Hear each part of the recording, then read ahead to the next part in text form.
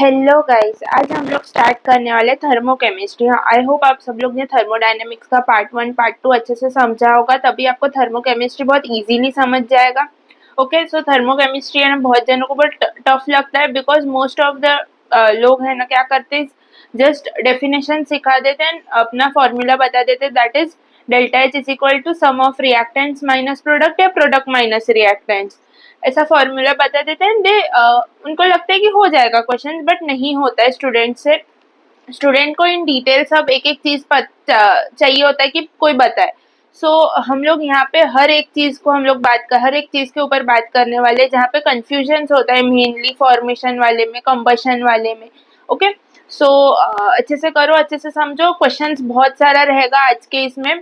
हमारा थियोरी बहुत कम रहेगा, स्टार्टिंग में रहेगा, एंड देन क्वेश्चंस बहुत रहेगा। सो अच्छे से समझ के करना, ताकि आपको ये पूरा थर्मोकेमिस्ट्री वाला कंसेप्ट क्लियर हो सके। So will start. Thermochemistry is क्या? फर्स्ट वो पढ़ते हैं।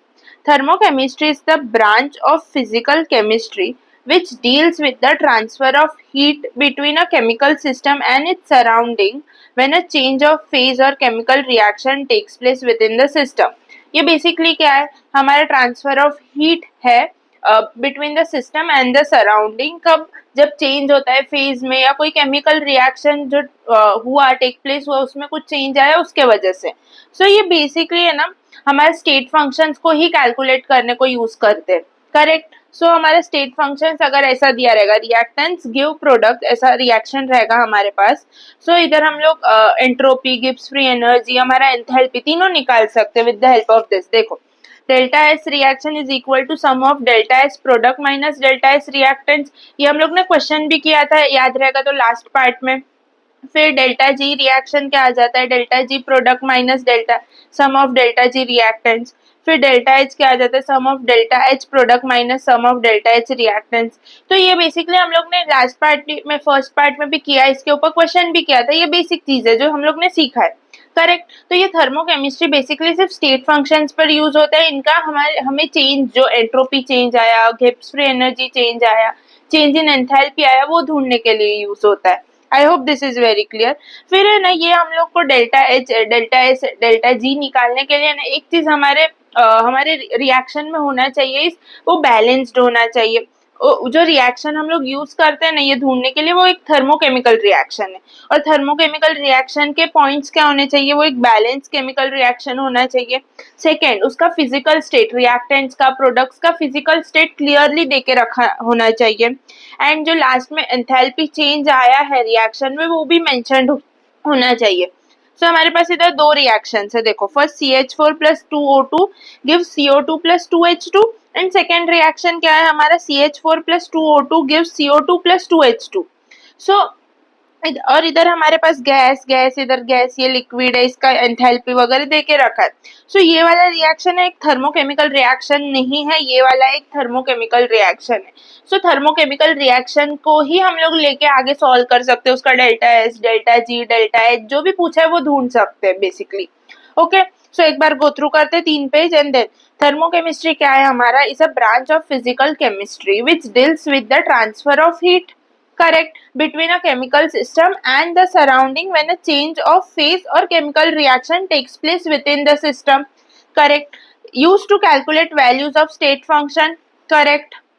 इधर हम लोग ने देखा रिएक्टेंट से जब प्रोडक्ट में कन्वर्ट हो रहा है, तो हम लोग delta S, delta G, delta H तीनों निकाल सकते हैं। कैसे? सम ऑफ जो भी है एस जी एच, उसके product minus sum of their reactants, correct.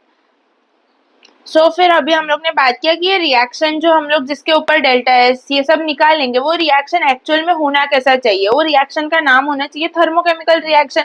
और थर्मोकेमिकल रिएक्शन का मतलब वो बैलेंस्ड होना चाहिए, उसके फिजिकल स्टेट लिखे हुए चाहिए, उसका एंथैल्पी भी मेंशन चाहिए, वरना जो दूसरा रिएक्शन है वो गलत होगा। ये 3 चीजें नहीं है तो देन वो एक थर्मोकेमिकल रिएक्शन नहीं है। ओके, थर्मोकेमिकल रिएक्शन में जो डेल्टा एच हम लोग मेंशन करते हैं, वो माइनस भी हो सकता है, पॉजिटिव भी हो सकता है।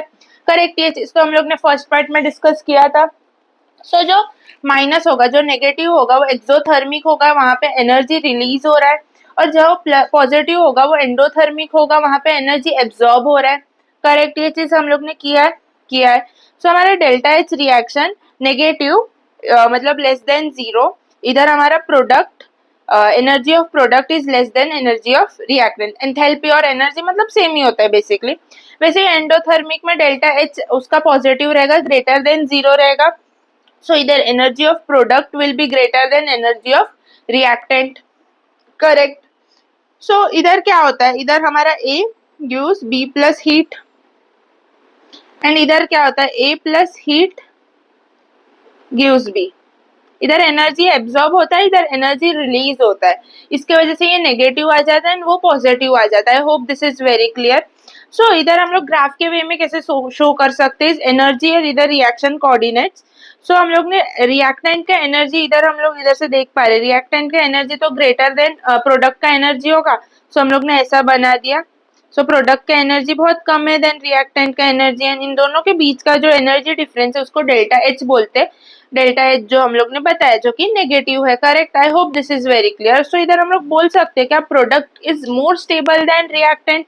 अभी हमारा ये चीज तो सबको पता है, energy is directly proportional to stability. So अगर एनर्जी प्रोडक्ट का कम है तो प्रोडक्ट ज्यादा स्टेबल होगा एक्सोथर्मिक रिएक्शन में। आई hope this is very clear. वैसे ही एंडोथर्मिक रिएक्शन में हमारा प्रोडक्ट का एनर्जी ज्यादा होता है देन हमारे रिएक्टेंट का एनर्जी, तो इनका डेल्टा एच जो आ जाता है H P minus H R, correct. हम लोग यही करते sum of enthalpy at product minus sum of enthalpy at reactant, वो पॉजिटिव आ गया, इसका मतलब ये एंडोथर्मिक रिएक्शन है, करेक्ट। तो इधर जो रिएक्टेंट रहेगा वो ज्यादा स्टेबल रहेगा देन प्रोडक्ट, करेक्ट। सो ये चीज याद रखना बहुत जरूरी है बिकॉज इसमें क्वेश्चन आता है और ये बेसिक है, अगर ये पता है ना तो देन आप जो अच्छे अच्छे लेवल का क्वेश्चन होता है वो इजीली कर पाते हो, ओके। सो हम लोग ने अभी बात किया इस थर्मोकेमिस्ट्री क्या होता है, फिर हम लोग ने बात किया अबाउट कि हम लोग रिएक्टेंट से प्रोडक्ट स्टेट फंक्शंस के लिए delta S, delta G, delta H कैसे निकाल सकते हैं, फिर एक थर्मोकेमिकल रिएक्शन एक्चुअल में होता क्या है। फिर हम लोग ने बात किया is about exothermic endothermic with the help of delta H. Delta H अगर हमारा नेगेटिव आ रहा है तो प्रोडक्ट माइनस रिएक्टेंट करने के बाद देन वो एक एक्सोथर्मिक रिएक्शन हो जाएगा, वहां पे हमारा प्रोडक्ट ज्यादा स्टेबल होगा than reactant. Second case endothermic, वहां पे हम लोग ने प्रोडक्ट माइनस रिएक्टेंट किया तो हमारा आंसर पॉजिटिव में आ रहा है, तो हमारा डेल्टा एच पॉजिटिव हुआ मतलब एब्जॉर्ब हुआ एनर्जी, इसका मतलब इधर हमारे रिएक्टेंट ज्यादा स्टेबल होगा देन प्रोडक्ट, ये चीज याद रखना बहुत जरूरी है। सो अभी बात करते हैं heat of reaction, enthalpy of reaction. Basically delta H के बारे में ही बात करें, कोई दूसरी चीज के बारे में बात नहीं कर रहे। सो उस डेल्टा एच को हम लोग heat of reaction, enthalpy of reaction भी बोल सकते हैं, सो कंफ्यूज होने की जरूरत नहीं है। सो इधर भी हम लोग ने यही ले लिया, रिएक्टेंट से प्रोडक्ट रिएक्शन हो रहा है। सो इधर डेल्टा एच जो है ना हमारा हीट ऑफ रिएक्शन या enthalpy of reaction. Basically enthalpy वो क्या है, enthalpy change when 1 mole of reactant is completely reacted for a balanced reaction. So क्या ये बेसिकली जो एनर्जी चेंज हो रहा है रिएक्टेंट से प्रोडक्ट में जाने में उसको डेल्टा एच बोलते हैं। दैट्स इट, इतना ही याद रखना है, जो हम लोग ने शायद एंथैल्पी में पढ़ा था वही है डेल्टा एच हमारा इधर भी। सो इसका यूनिट क्या होता है, जूल पर मोल और कैलोरी पर मोल और किलो जूल पर मोल और कैलोरी पर मोल, सॉरी। सो हमारे डेल्टा एच रिएक्शन क्या हो जाता है, sum of delta H product minus sum of delta H reactants, वही जो ऊपर डिस्कस किया है, दूसरा कुछ नहीं है। डेल्टा एच हमारा क्या है, एंथैल्पी चेंज, जो एंथैल्पी में चेंज आता है ना, जो एंथैल्पी हम लोग ने सीखा है पता है ना, energy of a system, measured energy of a system, उसमें जो चेंज आता है 1 मोल ऑफ रिएक्टेंट से रिएक्शन कंप्लीट होने में, उसको हम डेल्टा एच बोलते हैं, heat of reaction, enthalpy of reaction बोलते हैं, करेक्ट। इसमें ज्यादा कंफ्यूज होना मत, okay. So delta H reaction को हम लोग delta sum of delta H products minus sum of delta H reactant लिख सकते हैं। बट इधर है ना याद रखना ये सबके लिए वैलिड है, बस सिर्फ 2 केसेस में ये वैलिड नहीं होगा, जहाँ पे हमारा कंबशन एनर्जी आ जाता है, बॉन्ड डिसोसिएशन एनर्जी आ जाता है, यहाँ वहां पे ये चीज रिएक्टेंट माइनस प्रोडक्ट होगा, प्रोडक्ट माइनस रिएक्टेंट नहीं होता वहां पे। आई hope this is very clear, जब वो सीखेंगे तभी आपको क्लैरिटी आ जाएगा, ओके। सो अभी हम लोग है ना लॉज ऑफ थर्मोकेमिस्ट्री पढ़ते हैं। सो अभी हम लोग ने डेल्टा एच कैसे निकालना वो तो सीख लिया, प्रोडक्ट माइनस ये करके रिएक्टेंट। बट है ना कभी कभी क्या हो जाता है, इस हम लोग को मल्टीप्लाई करना पड़ता है या डिवाइड करना पड़ता है, या फिर हम लोग को शायद मतलब अभी कुछ रिएक्शन है उसको उल्टा करना पड़ता है। सो वहां पे डेल्टा एच पे क्या क्या इफेक्ट आएगा ना वो सीखते हैं। ये क्यों सीख रहे ताकि क्वेश्चन इजी हो करने को, okay, so laws of thermochemistry पता है, एंड देन आगे का जो क्वेश्चन है बेसिकली ये लॉज पे ही डिपेंडेंट है। सो अगर हमारा रिएक्शन इस पी से क्यू जा रहा है और उसका डेल्टा एच हमारा देके रखा है एक्स किलो जूल, करेक्ट। सो क्यू से पी जा, अगर पी से क्यू में delta H is x kilo joule, so Q से पी जाने में डेल्टा एच क्या हो जाएगा, माइनस एक्स किलो जूल्स। सो ये याद रखना बहुत जरूरी है, बिकॉज क्वेश्चन में आपको है ना क्या करते हैं, रिएक्शन कुछ देके रखते हैं, is H2O is H2O gives H2 plus O2 करके देके रखेंगे एंड उसका कुछ डेल्टा एच देके रखेंगे, करेक्ट। एंड क्वेश्चन में पूछ देंगे कि इसका एंथैल्पी ऑफ फॉर्मेशन कितना है। सो फॉर्मेशन में enthalpy of formation of water कितना है, इधर तो वाटर को ब्रेक कर रहे हैं बट हमें पूछ रहे हैं फॉर्मेशन के बारे में, तो हम लोग को जस्ट रिएक्शन को उल्टा कर देंगे, H2 plus O2 gives H2O कर देंगे, तो वो हमारा एंथैल्पी ऑफ जो भी H2 फॉर्म हो रहा है, तो जो भी रिएक्शन आएगा वो एंथैल्पी ऑफ फॉर्मेशन बन जाएगा। सो जस्ट उस वैल्यू को माइनस से प्लस कर देंगे या प्लस से माइनस कर देंगे, will get the answer, correct. So याद क्या रखना, मैग्नीट्यूड उतना ही रहेगा, जस्ट साइन चेंज होगा जब रिएक्शन को हम लोग उल्टा रिवर्स कर रहे थे अभी। Okay, I hope this is very clear. और सेकेंड केस ये आ जाता है जब हमारा कुछ रिएक्शन है पी गिव्स क्यू, उसका एक्स किलो जूल से, अभी हम लोग ने क्या किया, इस बैलेंस करने के लिए इंटू एन कर दिया, करेक्ट। सो हमारे डेल्टा एच में क्या इफेक्ट आ जाएगा, इधर एन इंटू एक्स के जी किलो जूल्स हो जाएगा, करेक्ट। और समझो अगर हम लोग ने डिवाइड कर दिया then x by n kilo joules हो जाएगा। I hope this is very clear. Laws of thermochemistry याद रखना बहुत जरूरी है, वरना क्वेश्चंस में बहुत दिक्कत आता है। नेक्स्ट अभी हम लोग बात करेंगे is about factors affecting heat of reaction, enthalpy of reaction, that is delta H को अफेक्ट कर रहा है। So basically first factor is quantity of reactant and product. अभी क्वांटिटी अभी ऊपर ही हम लोग ने देखा, जब हम लोग इंटू एन कर रहे हैं या डिवाइड बाय एन कर रहे हैं, सो उसके डेल्टा एच पे भी इफेक्ट आ रहा है, करेक्ट। सो क्वांटिटी पे चेंज होने के वजह से डेल्टा एच पे भी चेंज आता है हमारा। Second is a reaction condition. Reaction condition is like अभी हमारा कंडीशन है जो भी रिएक्शन हो रहा है कांस्टेंट वॉल्यूम पे हो रहा है, कांस्टेंट प्रेशर पे हो रहा है, तो उसके वजह से भी डेल्टा एच पे काफी इफेक्ट आता है। इसके वजह से हमारा रिएक्शन ऑफ कंडीशन, मतलब रिएक्शन कंडीशन क्या है उसके ऊपर भी डेल्टा एच डिपेंड होगा। थर्ड हमारा फिजिकल स्टेट ऑफ प्रोडक्ट, अगर हमारा फिजिकल स्टेट में लिक्विड है, गैस है, उसके ऊपर भी बहुत सारी चीजें डिपेंड होती है। अभी हम लोग ने फॉर्मूला पढ़ा था delta H is equal to delta U plus delta n g R T, तो वहां पे एन जो आता है वो गैसियस प्रोडक्ट के लिए ही होता है, करेक्ट। तो उसके वजह से भी डेल्टा एच पे इफेक्ट आ रहा है, करेक्ट। सो हमारा फिजिकल स्टेट के ऊपर भी हमारा डेल्टा एच डिपेंडेंट है। फोर्थ हमारा एलोट्रोपिक फॉर्म। अब ये ना एलोट्रोपिक फॉर्म क्या है, कार्बन हमारा दो फॉर्म में प्रेजेंट है, एक ग्रेफाइट फॉर्म में, एक डायमंड फॉर्म में, करेक्ट। सो कार्बन जो ग्रेफाइट फॉर्म में है ना वो एक स्टैंडर्ड स्टेट पे प्रेजेंट है, करेक्ट। तो इसके वजह से वहां पे जब हम लोग डेल्टा एच लिखते हैं ना ग्रेफाइट वाले कार्बन का, तो वो इक्वल टू जीरो हो जाता है, बट डायमंड वाले कार्बन का इक्वल टू जीरो नहीं होता। इसके वजह से उनका जो टोटल डेल्टा एच आता है ना वो दोनों में डिफरेंट आता है। फॉर एग्जाम्पल हमारा C diamond plus O2 gives CO2 and C graphite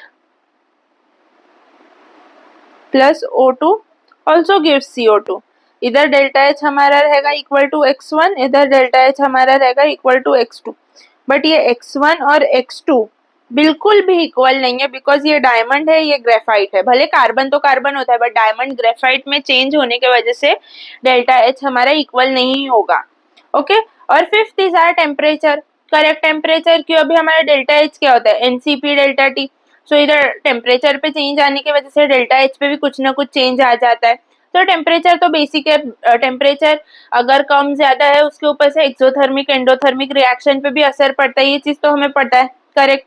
सो ये 5 फैक्टर्स है जिनके वजह से हीट ऑफ रिएक्शन में चेंज आ सकता है। ये एनसीईआरटी पॉइंट्स है, आपको याद रखना बहुत जरूरी है, वरना आपका थियोरी क्वेश्चन रॉन्ग हो सकता है। सो अभी हम लोग बात करते हैं, हम लोग ने बात किया कि किस पे डिपेंड करता है, अभी बात करते हैं किस पे डिपेंड नहीं करता। भले लोगों को लगता है कि शायद इस पे डिपेंड करता रहेगा, बट नहीं करता है इस पे depend. That is time of reaction, कितना टाइम लग रहा है उस रिएक्शन के ऊपर नहीं डिपेंड करता। सेकेंड, कितने स्टेप्स हो रहे, कितने स्टेप में वो रिएक्शन कंप्लीट हो रहा है उसके ऊपर भी डिपेंड नहीं करता, करेक्ट। थर्ड, कितने number of intermediate in the reaction आ रहे, इंटरमीडिएट कितने आ रहे उसके ऊपर भी डिपेंड नहीं करता। सो डिपेंड सिर्फ इन 5 क्वांटिटीज पे करता है जिनकी वजह से हमारा डेल्टा एच पे वैल्यूज में चेंज आएगा, बट ये इसमें नंबर ऑफ स्टेप्स ज्यादा होने से या इंटरमीडिएट होने से बीच में डेल्टा एच पे कुछ फर्क नहीं पड़ने वाला। आई hope this is very clear. एक बार गो थ्रू करते हैं एंड देन हम लोग चलेंगे इस हेस लॉ के ऊपर। ओके, सो हम लोग ने क्या बात किया, थर्मोकेमिस्ट्री क्या होता है, करेक्ट। फिर हम लोग ने बात किया इज अबाउट रिएक्टेंट से प्रोडक्ट जाने में हम लोग सब स्टेट फंक्शंस का delta S, delta H, delta G निकाल सकते। फिर बेसिकली वो निकालने के लिए हम लोग को एक थर्मोकेमिकल रिएक्शन चाहिए जो एक बैलेंस्ड है, जिधर उसका एंथैल्पी मेंशन्ड है, उसके फिजिकल स्टेट मेंशन्ड है। फिर थर्मोकेमिकल रिएक्शन में हम लोग स्पेसिफिकली बात करने वाले is about delta H, correct. So delta H exothermic reaction, delta H negative आने से हम लोग बता सकते हैं कि वो एक्सोथर्मिक रिएक्शन है। डेल्टा एच पॉजिटिव आने से हम लोग बोल सकते हैं कि एक वो एंडोथर्मिक प्रोसेस है, correct. I hope this is very clear. So अभी जो आगे हम लोग एंथैल्पीज पढ़ेंगे एंड वहाँ पे अगर हम अभी देखो जो हमारा कंबशन एंथैल्पी है वो हमेशा एक्सोथर्मिक रहेगा। इसके लिए इधर एक्सोथर्मिक एंडोथर्मिक को डिफाइन करें ताकि आगे जाने वाले एंथैल्पीज को हम लोग बता सकें कि ये हमेशा एक्सोथर्मिक रहेगा या एंडोथर्मिक रहेगा। ओके, फिर अभी बात किया is about heat of reaction और एंथैल्पी ऑफ रिएक्शन, एंड वही जो delta H reaction is equal to delta H product minus delta H reactants. क्या होता है enthalpy of reaction, enthalpy change when 1 mole of reactant is completely reacted in a balanced reaction. I hope this is very clear. इसका units क्या था, joule per मोल, calorie per मोल, kilo calorie per मोल, kilo joule per मोल, याद रखना है। फिर laws of thermochemistry क्या है जिससे क्वेश्चन इजी होगा ऑफ कोर्स। फिर factors affecting heat of reactions and factor does not affecting heat of reaction basically. So I hope आपको ये बेसिक्स बहुत अच्छे से क्लियर होगा। ये याद रखना बहुत जरूरी है बिकॉज थियोरी क्वेश्चंस में फैक्टर्स वाला क्वेश्चन आ सकता है। लॉज ऑफ थर्मोकेमिस्ट्री तो हम लोग को बड़े क्वेश्चन सॉल्व करने के लिए लगेगा एंड ये हीट ऑफ रिएक्शन तो बेसिक है, इसमें बेसिक क्वेश्चन भी कभी कभी पूछ लेते हैं, students get confuse. Okay, so basic भी याद रखना बहुत जरूरी है। ओके, नेक्स्ट अभी डिस्कस करते हैं about Hess law. Hess law क्या होता है, it is if a chemical change can be made to take place in 2 or more difficult ways whether in 1 step or 2 or more step, the amount of total heat change is same no matter by which method the change is brought in the reaction। so क्या बोल रहे हैं कि अगर हम लोग ने x से y गए, करेक्ट, हमारा एनर्जी लगा इस p जितना एनर्जी लगा, फिर y से z गए, हमारा एनर्जी लगा इस Q जितना, एंथैल्पी चेंज आया Q जितना, फिर हम लोग डायरेक्ट X से Z गए तो हमारा एंथैल्पी चेंज आया R जितना। सो इधर जो R रहेगा ना वो इक्वल रहेगा P प्लस Q के, बस यही बोल रहा है। इधर एग्जाम्पल भी वही दिया, हमारा कार्बन प्लस O2 लेके इन्होंने CO2 बनाया, हमारा एंथैल्पी चेंज इतना आया। सेकेंड केस में कार्बन प्लस हाफ ऑक्सीजन लेके CO बनाया, करेक्ट, फिर CO प्लस और एक हाफ ऑक्सीजन लेके CO2 बनाया। सो फर्स्ट इसका एंथैल्पी चेंज इतना था देन इतना था, बट टोटल जो था वो एग्जैक्टली सेम था। देखो सो इधर यही बोल रहे हैं कि इधर अभी ये रिएक्शन में देखोगे तो आप इधर आप देखोगे तो इस रिएक्शन को इधर माइनस कर दिया, करेक्ट, माइनस किया तो हम लोग देख पा रहे कि इधर से हमारा CO कट हो गया, नहीं सॉरी इधर हमारा रिएक्शन को बेसिकली ऐड कर दिया, करेक्ट, तभी ये CO और CO कट हो गया, करेक्ट। फिर इधर हमारा C प्लस ये हाफ ऑक्सीजन ज्वाइन होके O2 बन गया एंड हमारा लास्ट में बचा इधर CO2 ही था तो CO2 आंसर में आ गया। आई hope this is very clear. इधर हम लोग को ऐसे आगे भी हम लोग क्वेश्चंस करेंगे एंड वहाँ पे हम लोग को क्या देके रखा, अलग अलग रिएक्शंस देके रखा रहेगा एंड उसका कुछ हमारा चेंज इन एंथैल्पी देके रखते, करेक्ट। एंड आपको एक लास्ट फाइनल रिएक्शन देते कि इसको ऐसे इसका एंथैल्पी क्या आएगा ये बताओ, तो वहाँ पे क्या करना है, आपको ऐड सब्ट्रैक्ट करना है 2 रिएक्शन और वो लास्ट वाला रिएक्शन लाना है कैसे भी। तो अभी हम लोग उसका क्वेश्चन करते ताकि ये चीज और क्लैरिटी में आए। तो हेस लॉ एक बार डिस्कस कर लेते क्या है। If a chemical change can be made to take place in 2 or more different ways either in 1 step or 2 step, the amount of total heat change is same no matter by which method the change is brought about। so मतलब इधर P X से Y गए P enthalpy में, Y से Z गए Q enthalpy में और X से Z डायरेक्टली R एंथैल्पी में गए, तो R enthalpy will be equal to P plus Q enthalpy. इधर भी एग्जाम्पल में वही समझे, CO2 वाले एग्जाम्पल में भी, करेक्ट। तो ये 2 रिएक्शंस को हम लोग ने ऐड किया तभी जाके हम लोग को मेन रिएक्शन मिला। तो अभी हम लोग जो क्वेश्चंस करेंगे ना वो इसके ऊपर ही डिपेंडेंट है। देखो ये इधर हमारे पास तीन रिएक्शन दिया हुआ है, half A gives B at delta H 150, फिर दूसरा रिएक्शन उसका डेल्टा एच देके रखा है, थर्ड रिएक्शन उसका डेल्टा एच देके रखा है ना, हम लोग को पूछा है इसका डेल्टा एच क्या रहेगा, क्या है reaction, B plus D gives E plus 2c, correct. So अभी हम लोग को ये ध्यान रखना है कि हमारा बी और डी इस साइड रिएक्टेंट साइड आना चाहिए। सो कौन सा रिएक्शन में है, बी इधर है एंड बी इधर प्रोडक्ट में है, बी इधर रिएक्टेंट में। तो फर्स्ट बी को देखते हैं, हमारे पास सिर्फ 1 मोल वाला बी है, सो इधर इंटू 2 कर देंगे तो चलेगा, करेक्ट। कर दो तो क्या आ जाएगा, 300 आ जाएगा। इधर इंटू 2 कर दिया तो ये 2 हो जाएगा, ये 2 ये 1 हो जाएगा, करेक्ट। अभी ये वाले और ये वाले को हम लोग ऐड कर देंगे, इन दोनों को। सो क्या आ जाएगा हमारा रिएक्शन, इधर आ जाएगा हमारा 1a plus B gives 2c plus D. इधर देखो ये जो b था ये प्रोडक्ट साइड था, ये रिएक्टेंट साइड था, तो ये जब ऐड हुए तो ये माइनस हो गया 3b से, करेक्ट। तो हमारा सिर्फ b बचा इधर। फिर हम लोग को चाहिए रिएक्शन में इधर d चाहिए, करेक्ट। हमारे पास d इधर है, सो ये रिएक्शन में भी d प्रोडक्ट में, तो इसको हम लोग इधर रिवर्स कर दे, रिएक्शन को कर सकते हैं। तो क्या आ जाएगा, इसका एंथैल्पी -350 हो जाएगा, करेक्ट। तो 2d gives e plus a, 2d gives e plus a, correct. अभी हम लोग क्या करेंगे, ये दो रिएक्शन को प्लस कर देते, ऐड कर देते। सो इधर से हम लोग क्लियरली देख पा रहे कि हमारा ए कट हो जाएगा, बिकॉज एक रिएक्टेंट में एक प्रोडक्ट में। सेकेंड इसमें हमारा बी तो ऐसे ही रह रहा है, 2c और ई भी ऐसे ही रह रहा है, बट इधर हमारा रिएक्टेंट में 2d है, इधर प्रोडक्ट में d है, मतलब 2d माइनस डी, डी इधर आ जाएगा। सो हमें रिएक्शन मिल गया जो हमें चाहिए था, बेसिकली ये देखो मिल गया, करेक्ट। तो अभी क्या करना है, इस हम लोग ने फर्स्ट क्या किया, इंटू 2 किया, इधर 300 आ गया, फिर इन दोनों रिएक्शन को ऐड किया तो 300 माइनस 125 करो, फिर क्या किया, इस रिएक्शन को उल्टा किया और ऐड किया तो -350 कर दो अभी। सो हमारा डेल्टा एच आ गया। सो इसको सॉल्व करेंगे तो 300 माइनस 475, सो आंसर आ जाएगा -175 kilo joule per mole. So B is the correct option.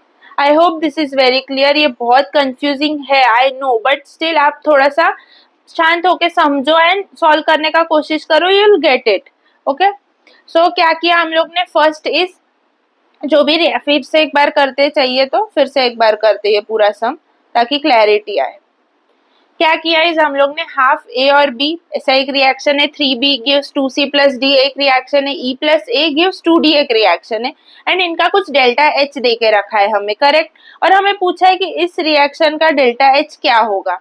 सो इस रिएक्शन को लिख लो, फिर हमें चेक करना है इस रिएक्शन में इसके रिएक्टेंट्स में क्या है, करेक्ट। सो इसके रिएक्टेंट में एक तो b है और एक तो d है, करेक्ट। अभी इधर b एक है और 3b है, बट हम लोग को 1b ही चाहिए, सो इधर इंटू 2 कर देंगे, बिकॉज जब इसको ऐड कर रहे हैं ये दो रिएक्शन को, इसको इंटू 2 कर देंगे, सो डेफिनेटली हमारा लास्ट में 1b ही बचेगा रिएक्टेंट साइड में, करेक्ट। इसके वजह से इसको इंटू 2 किया और इधर ऐड किया। आई hope this is very clear. तो फिर इन दोनों को ऐड किया, इंटू 2 किया, तो इधर 300 हो गया। सो इन दोनों को ऐड करने का डेल्टा एच लिख लो, -125 आ जाएगा इधर। सो इधर b बन गया हमारा, b प्लस a आ गया, एंड हमारे रिएक्टेंट्स में आ गया इस 2c plus d, correct. So अभी हमें चाहिए इस a को हटा देना और d को इधर लाना है और इधर e को भी लाना है। सो क्या करेंगे, जो थर्ड रिएक्शन है उधर हम लोग क्लियरली देख पा रहे कि हमारा d इधर भी प्रोडक्ट साइड में है, इधर भी प्रोडक्ट साइड में। सो इसको रिवर्स करना पड़ेगा, तभी जाके हम लोग को रिएक्टेंट साइड में d मिल जाएगा। सो इसको रिवर्स करके -350 कर दिया, तो इसको रिवर्स करके इधर लिख दिया, 2d gives e plus a।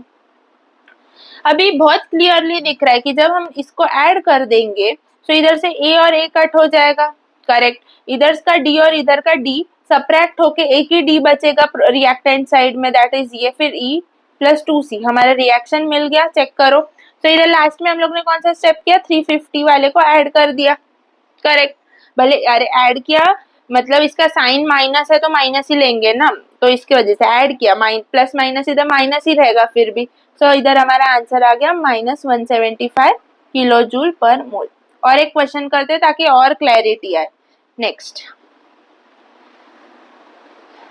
If sorry ये देखो मत, the heat of reaction for A plus half O2 gives AO is -50 kilocalorie per mole and AO plus half O2 gives AO2, इसका कितना है 100, जो भी तो पूछा है A plus O2 gives AO2 कितना होगा।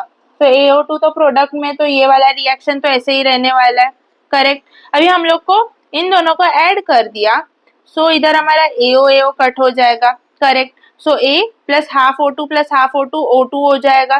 तो डायरेक्टली ऐड करने से हो रहा है तो -50 प्लस 100 कर देंगे, तो हमारा आंसर क्या आ जाएगा 50 किलो कैलोरी पर मोल।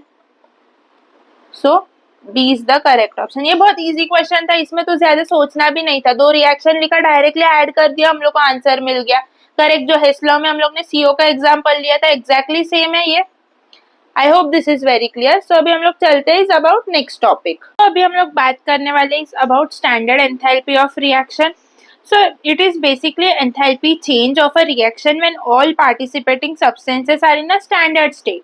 हमारा नॉर्मल एंथैल्पी ऑफ रिएक्शन क्या था, वो नॉर्मल कोई भी स्टेट पे, कोई भी प्रेशर या टेम्परेचर पे हम लोग एंथैल्पी चेंज निकाल रहे हैं उसको बोलते हैं। But standard state of enthalpy हमारा क्या है, जहाँ पे हम लोग एक स्टैंडर्ड एक रेफरेंस उस पे हम लोग हमारा एंथैल्पी चेंज निकाल रहे हैं। That is our pressure should be 1 bar या 1 atm, हमारा टेम्परेचर 278 केल्विन या 25 डिग्री सेल्सियस होगा, वो हमारा एक स्टैंडर्ड स्टेट हो जाएगा। वहां पे जब हम एंथैल्पी निकाल रहे तो वो हमारा हो जाएगा standard enthalpy of reaction, correct. तो अभी है ना, हम लोग थोड़े एलिमेंट्स जो होते हैं ना उनका स्टैंडर्ड स्टेट देखते हैं, दैट इज उनका रेफरेंस स्टेट या बोल सकते हैं वो नेचर में उसी फॉर्म में प्रेजेंट होते हैं बेसिकली। लाइक हमारा हाइड्रोजन एलिमेंट नेचर में H2 गैस के फॉर्म में प्रेजेंट रहता है, हमारा ऑक्सीजन है वो भी नेचर में O2 गैस के फॉर्म में प्रेजेंट रहता है, नाइट्रोजन N2 फॉर्म में, मेटल्स जो होते हैं वो सॉलिड में होते हैं एक्सेप्ट हमारा मर्क्यूरी, वो लिक्विड में होगा। फिर हमारा कार्बन जो है वो ग्रेफाइट फॉर्म में नेचुरली मिलता है हमें। अभी देखो कार्बन हमारा ग्रेफाइट भी हो सकता है, डायमंड भी हो सकता है, बट ग्रेफाइट वाला हमारा नेचुरल फॉर्म में मिलता है, वो एक स्टैंडर्ड स्टेट है कार्बन का। वैसे ही Cl Br F इनका F2Cl2 Br2 I2 gaseous form में रहेगा। सल्फर हमारा मोनोक्लिनिक और रोम्बिक होता है, तो इधर हमारा S8 वाला प्रेजेंट होता है नेचुरल फॉर्म में या स्टैंडर्ड स्टेट में। हमारा phosphorus red black white 3 colour का होता है, बट हमारा व्हाइट वाला जो है, सॉरी रेड ब्लैक येलो रहता है, रेड व्हाइट येलो सॉरी। सो व्हाइट वाला जो है वो एक स्टैंडर्ड स्टेट में, नेचुरल फॉर्म में हमारा फॉस्फोरस व्हाइट वाला बहुत दिखता है, दैट इज P4। सो अभी हम लोग ने स्टैंडर्ड स्टेट और एलिमेंट्स क्यों देखा, क्योंकि ये ना इनके स्टैंडर्ड स्टेट पे enthalpy of formation of elements in their standard state is equal to 0। तो उनका जो फॉर्मेशन का एंथैल्पी है उनके स्टैंडर्ड स्टेट में 0 रहेगा। ऐसा क्यों, क्योंकि वो नेचर में नेचुरली प्रेजेंट है, करेक्ट। तो उनका फॉर्मेशन तो हो रहा नहीं है, तो enthalpy of formation equal to 0 ही रहेगा, correct. I hope this is very clear. And second is combustion enthalpy of O2 is equal to 0। So combustion मतलब बेसिकली हम लोग जो बर्न कर रहे हैं उसको कंबशन बोलते हैं। सो कंबशन बेसिकली होता किसके वजह से, ऑक्सीजन के वजह से, करेक्ट। ऑक्सीजन होगा ही नहीं तो कंबशन होगा ही नहीं, सो ऑक्सीजन नेचुरली उधर चाहिए, इसके वजह से इसका एंथैल्पी वहां पे इक्वल टू 0 हो जाता है कंबशन एंथैल्पी में। आई hope this is very clear. अभी स्टैंडर्ड एंथैल्पी ऑफ रिएक्शन क्या है समझो, कि जो भी रिएक्शन चेंज इन एंथैल्पी आ रहा है वो एक स्टैंडर्ड स्टेट में आ रहा है, दैट इज हमारा प्रेशर जब 1 atm पर बार और 1 बार है, और हमारा टेम्परेचर 298 केल्विन या 25 डिग्री सेल्सियस है तब भी। और हमारा ये जो एलिमेंट्स है स्टैंडर्ड स्टेट देखा, वो कहाँ पे हमें हेल्प होगा, जब हम लोग एंथैल्पी ऑफ फॉर्मेशन वाले इक्वेशंस लिख रहे हैं या हम लोग उसके क्वेश्चन सॉल्व कर रहे हैं, तो वहां पे जब भी हम लोग इसका रेफरेंस स्टेट लेते हैं या हम लोग इनका स्टैंडर्ड फॉर्म लेते हैं ना ये वाले एलिमेंट्स का, तो उनका enthalpy of formation equal to 0 हो जाता है। हम लोग इसके डेफिनेशन में भी इधर देख पा रहे रहेंगे, करेक्ट, कि जब भी हम लोग आगे देखेंगे वहां पे क्लियरली लिखा है कि उनका जो भी स्टैंडर्ड एंथैल्पी ऑफ फॉर्मेशन में उनके रेफरेंस या स्टैंडर्ड स्टेट से इक्वेशन जो मॉलिक्यूल है वो बनना चाहिए।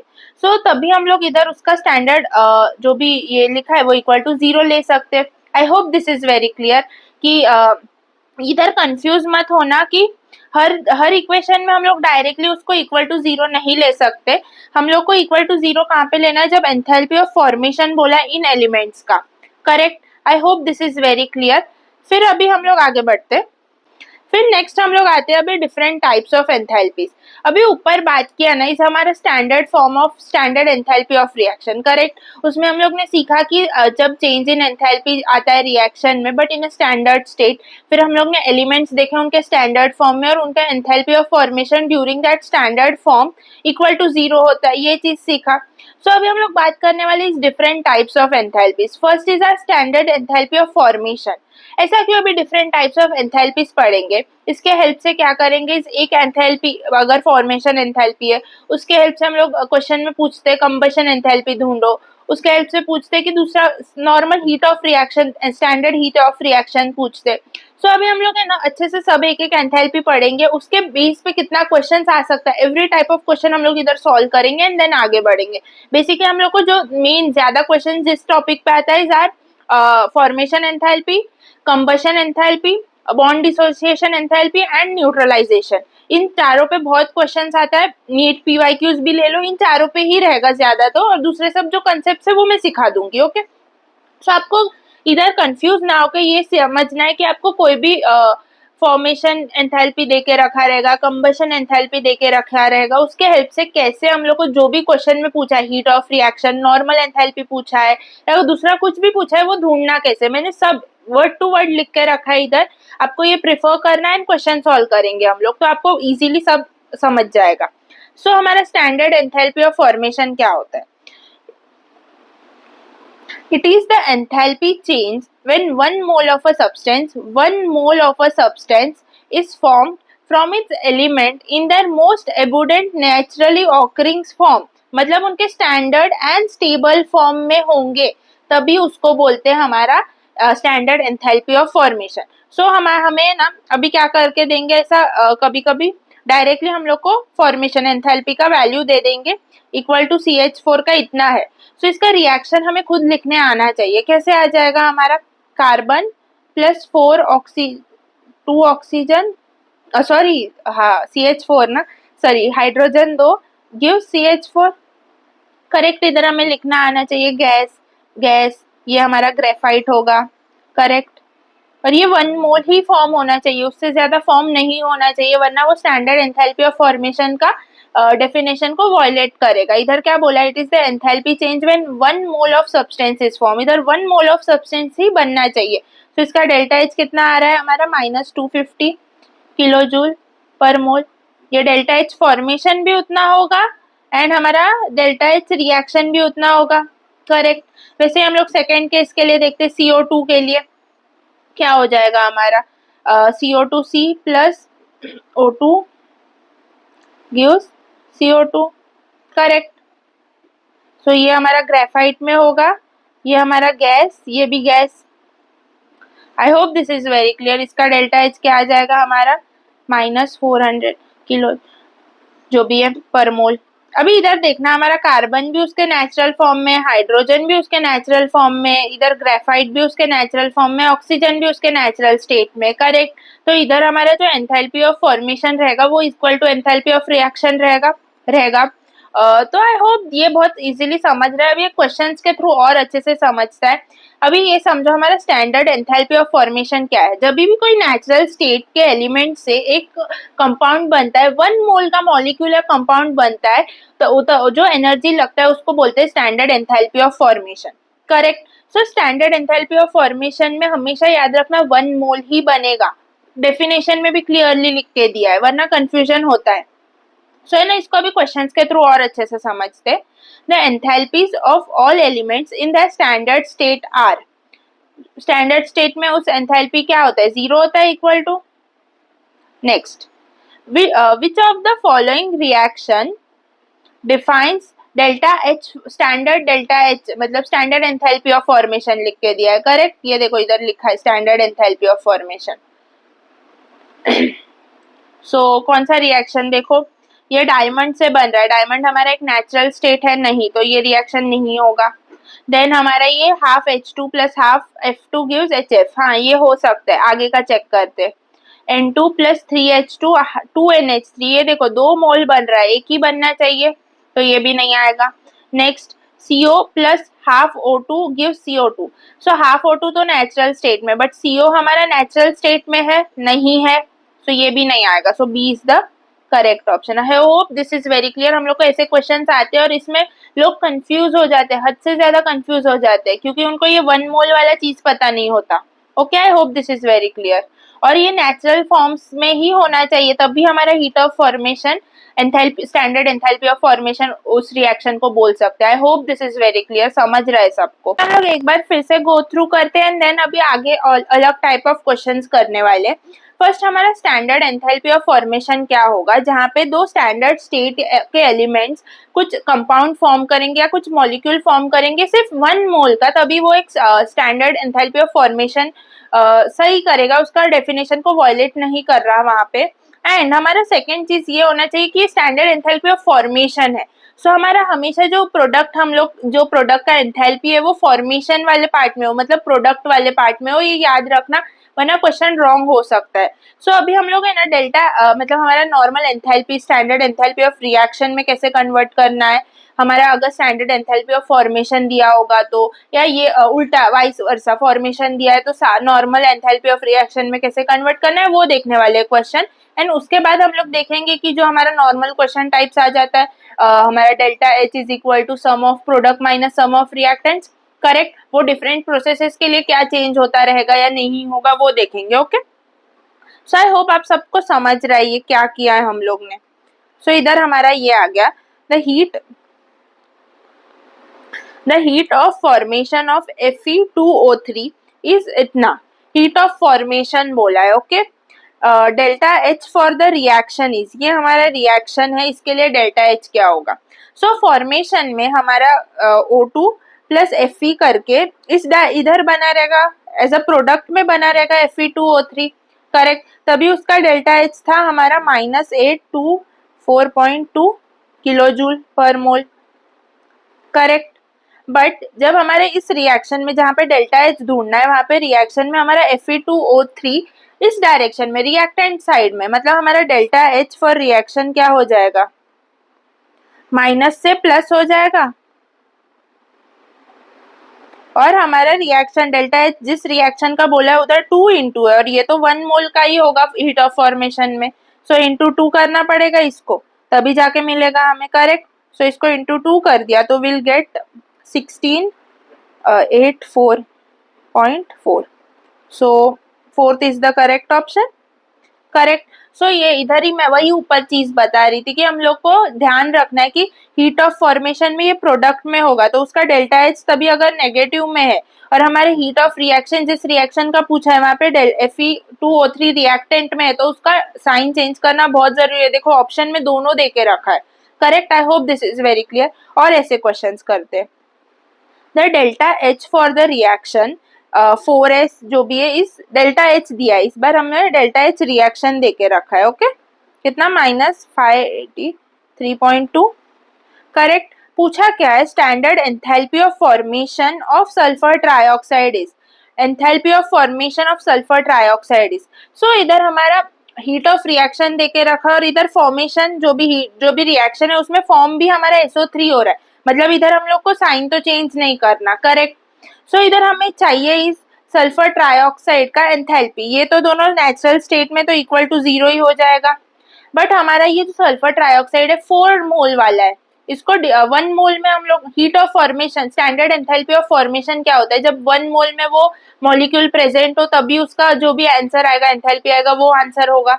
सो इसको इस वैल्यू को हम लोग को डिवाइड बाय 4 करेंगे, तभी हम लोग को सिर्फ enthalpy of standard enthalpy of formation of sulphur trioxide मिलेगा, करेक्ट। सो इसको डिवाइड बाय 4 कर दो तो क्या आ जाएगा, standard enthalpy of formation is equal to -1583.2 by 4, correct. So इसको डिवाइड कर देंगे तो इस 2 को निकाल दो, 15 3 ज़ा 12 12 38 9 32 23 5 समथिंग ये आ जाएगा, -395। सो हाँ, third option is the correct option. I hope आपको समझ रहा है ये क्वेश्चन क्या दिया है हमें, डेल्टा एच रिएक्शन देके रखा है एक रिएक्शन में, करेक्ट। और इधर हमारा S plus O2 gives SO3 देके रखा है करेक्टली। SO3 हमारा फॉर्म ही हो रहा है इधर, करेक्ट। सो अभी हमें पूछा है standard enthalpy of formation of sulphur trioxide, correct. So अभी हम लोग ने इक्वेशन देखा तो 4 टाइम्स ऑफ SO3 देके रखा है डेल्टा एच रिएक्शन में, करेक्ट। बट हमारा स्टैंडर्ड एंथैल्पी ऑफ फॉर्मेशन क्या होता है, 1 मोल ही फॉर्म होना चाहिए वहां पे। सो इसको हम लोग ने, जो हमारा आंसर आया, जो हमारा एंथैल्पी है, स्टैंडर्ड एंथैल्पी ऑफ रिएक्शन है, उसको डिवाइड बाय 4 कर दिया तो हमें मिल गया standard enthalpy of formation of sulphur trioxide. Because इधर हमारा सल्फर और ऑक्सीजन दोनों उसके स्टैंडर्ड स्टेट में, इसका मतलब वो तो 0 हो गया वो, सिर्फ हमारा बचा इज SO3, करेक्ट। तो SO3 एक तो फॉर्मेशन साइड में ही है, प्रोडक्ट साइड में, इसलिए इसका हम लोग ने जो रिएक्शन था वो उल्टा भी नहीं किया, ये चीज क्लियर करो। सेकंड, हमारा स्टैंडर्ड एंथैल्पी ऑफ फॉर्मेशन सिर्फ 1 मोल का चाहिए, इधर इंटू 4 किया हुआ है, इसलिए इसको डिवाइड बाय 4 किया ताकि हम लोग को 1 मोल SO3 का स्टैंडर्ड एंथैल्पी ऑफ फॉर्मेशन मिल सके। आई hope this is very clear.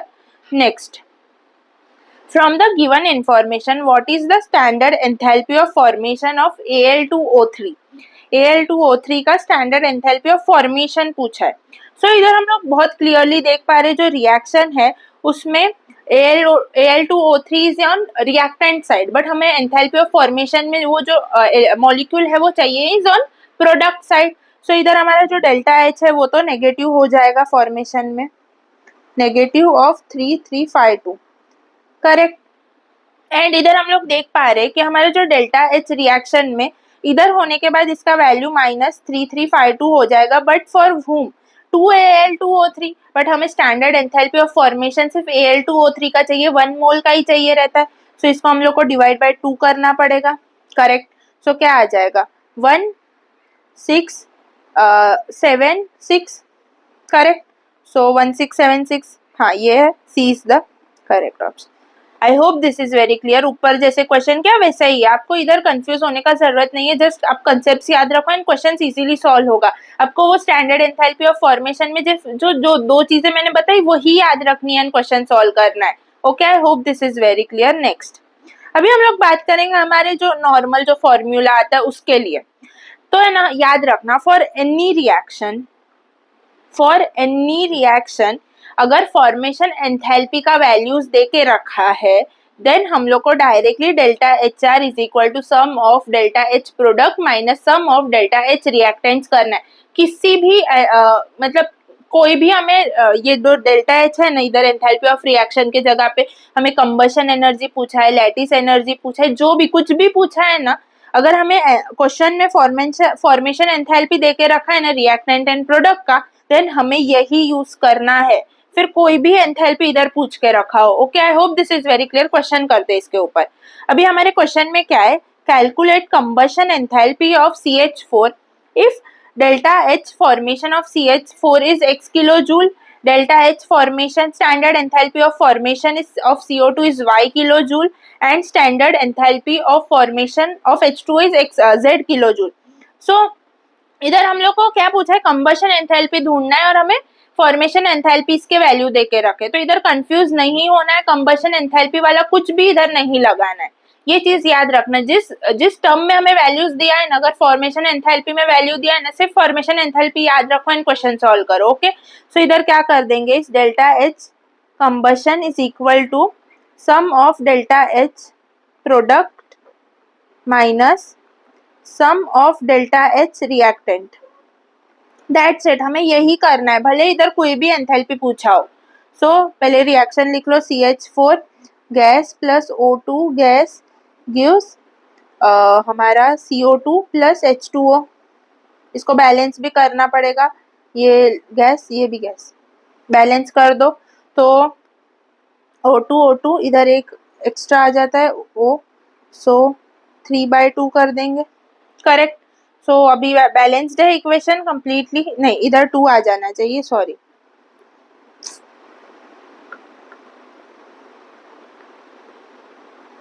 इधर 2 आ जाएगा इधर, क्योंकि 2H2 CH4, so now it is balanced. So product में क्या है हमारा CO2 और H2O, O2 H2O। सो CO2 का क्या था हमारा formation enthalpy Y minus plus 2H2O का 2 इंटू जेड होगा, 2 इंटू जेड माइनस रिएक्टेंट का क्या है x। डन, हम लोग का आंसर आ गया। सो कुछ भी एंथैल्पी पूछा है बट हमें दिया हुआ क्वेश्चन में फॉर्मेशन एंथैल्पी है वैल्यूज का, देन हम लोग को यही इक्वेशन लगाना है, आंसर लाना है। और क्वेश्चन करते, delta H for the reaction SO2 plus half O2 gives SO3, उसका डेल्टा H देके रखा है minus 98.3 kilo joule. If the enthalpy of formation of SO3 is 395.4 kilo joule, then the enthalpy of formation of SO2 is. So हमें इधर enthalpy of formation of SO3 देके रखा है, कितना equal to 395.4 kilo joule. And हमें पूछा है delta H देके रखा है पूरे रिएक्शन का, डेल्टा H रिएक्शन का देके रखा है minus 98.3 kilo joule. Correct. So अभी हम लोग को क्या पूछा है, enthalpy of formation of SO2 निकालो। सो वो वाला इक्वेशन इधर भी वैलिड होगा क्या, हमारा delta H reaction, so sum of H product minus delta H reactant. Correct. So हमारे पास इस बार तो डेल्टा H रिएक्शन कंप्लीटली देके ही रखा है, that is minus 98.3। Correct, is equal to delta H product में हमारा O2 का तो जीरो हो जाएगा, सॉरी प्रोडक्ट का तो ये आ जाएगा SO3 वाला आ जाएगा, कितना है 395.4 माइनस इधर हमारा रिएक्टेंट में O2 तो जीरो ही हो जाएगा बिकॉज वो एक नेचुरल स्टेट में है, SO2 का हमें ढूंढना है। सो SO2 लिख देते सिर्फ, सो इसको इधर ला देंगे तो SO2 is equal to 395.4 plus 98.3 हो जाएगा। सो ये क्या आ जाएगा 493.7। सो है ऑप्शन में, हाँ है, B is the correct option. I hope this is very clear. Next, the standard enthalpies of formation of CO, NO2 and CO2 are दिया हुआ है values respectively. The standard enthalpy of the reaction is delta H पूछा है, कुछ भी पूछा है और हमें formation enthalpy दिया है, then हमें क्या करना है, product minus reactant. So delta H reaction क्या आ जाएगा, sum of delta H products minus sum of H reactants। Correct. So क्या आ जाएगा, प्रोडक्ट में क्या है हमारा CO2, N2 एंड N2, ये दोनों तो जीरो हो जाएगा, तो CO2 का देके रखा है वैल्यू दैट इज माइनस 93.5, फिर इधर माइनस आ जाएगा। करेक्ट। फिर रिएक्टेंट्स क्या आ जाएगा हमारा NO2, हाँ इधर देखो ये 4 इंटू CO2 है तो इधर इंटू 4 करना पड़ेगा वरना रॉन्ग हो जाएगा हमारा आंसर। ये सिर्फ CO2 फॉर्मेशन ऑफ एंथैल्पी 1 मोल का देके रखा है बट हमारे रिएक्शन में 4 मोल्स का है तो 4 इंटू करना पड़ेगा। नेक्स्ट हमारा रिएक्टेंट्स में क्या आ जाएगा, 2NO2 कितना है वैल्यू माइनस 3.32 प्लस CO का कितना वैल्यू है, CO भी 4 टाइम्स है, 4 इंटू 10। सो इधर सॉल्व करेंगे तो minus 4 into 393.5 minus of 3.3 minus 2 into 2 plus 5 into 11 10.5। तो इसको सॉल्व करना और आंसर लाना। सो इधर ऑप्शंस भी नहीं है, सो हम लोग राउंड फिगर भी नहीं कर सकते, बट बिलीव मी इतने बड़े बड़े नंबर्स नहीं देते नीट में, एक आध दो क्वेश्चन आता है वो भी सेक्शन बी में आता है जिधर इतना कैलकुलेशन होगा, वरना आपको इजी कैलकुलेशन बेस्ड क्वेश्चन ही होता है। सो नेक्स्ट क्वेश्चन करते, the following reactions are given, कुछ CH4 plus 2O2 gives CO2 2H2 जिसका delta H is minus x, then C plus O2 gives CO2 जिसका delta H is minus y, फिर H2 plus half O2 gives H2O जिसका delta H is minus z। क्या पूछा है, calculate the heat of formation of CH4। Heat of formation of CH4 बोला है तो हमें ये याद रखना है कि CH4 हमारा प्रोडक्ट में होना चाहिए। सो इधर वो हम लोग ने हेस लॉ के बाद जो क्वेश्चंस किए थे वैसे करेंगे तो आंसर आ जाएगा, हाँ आ जाएगा, तो वैसे करना पड़ेगा। करेक्ट। सो CH4 प्रोडक्ट में आने वाला है, सो इसको हम लोग रिवर्स कर दे, 2H2 plus CO2 gives 2O2 plus CH4, इसका हमारा डेल्टा H क्या हो गया, अभी पॉजिटिव हो जाएगा x।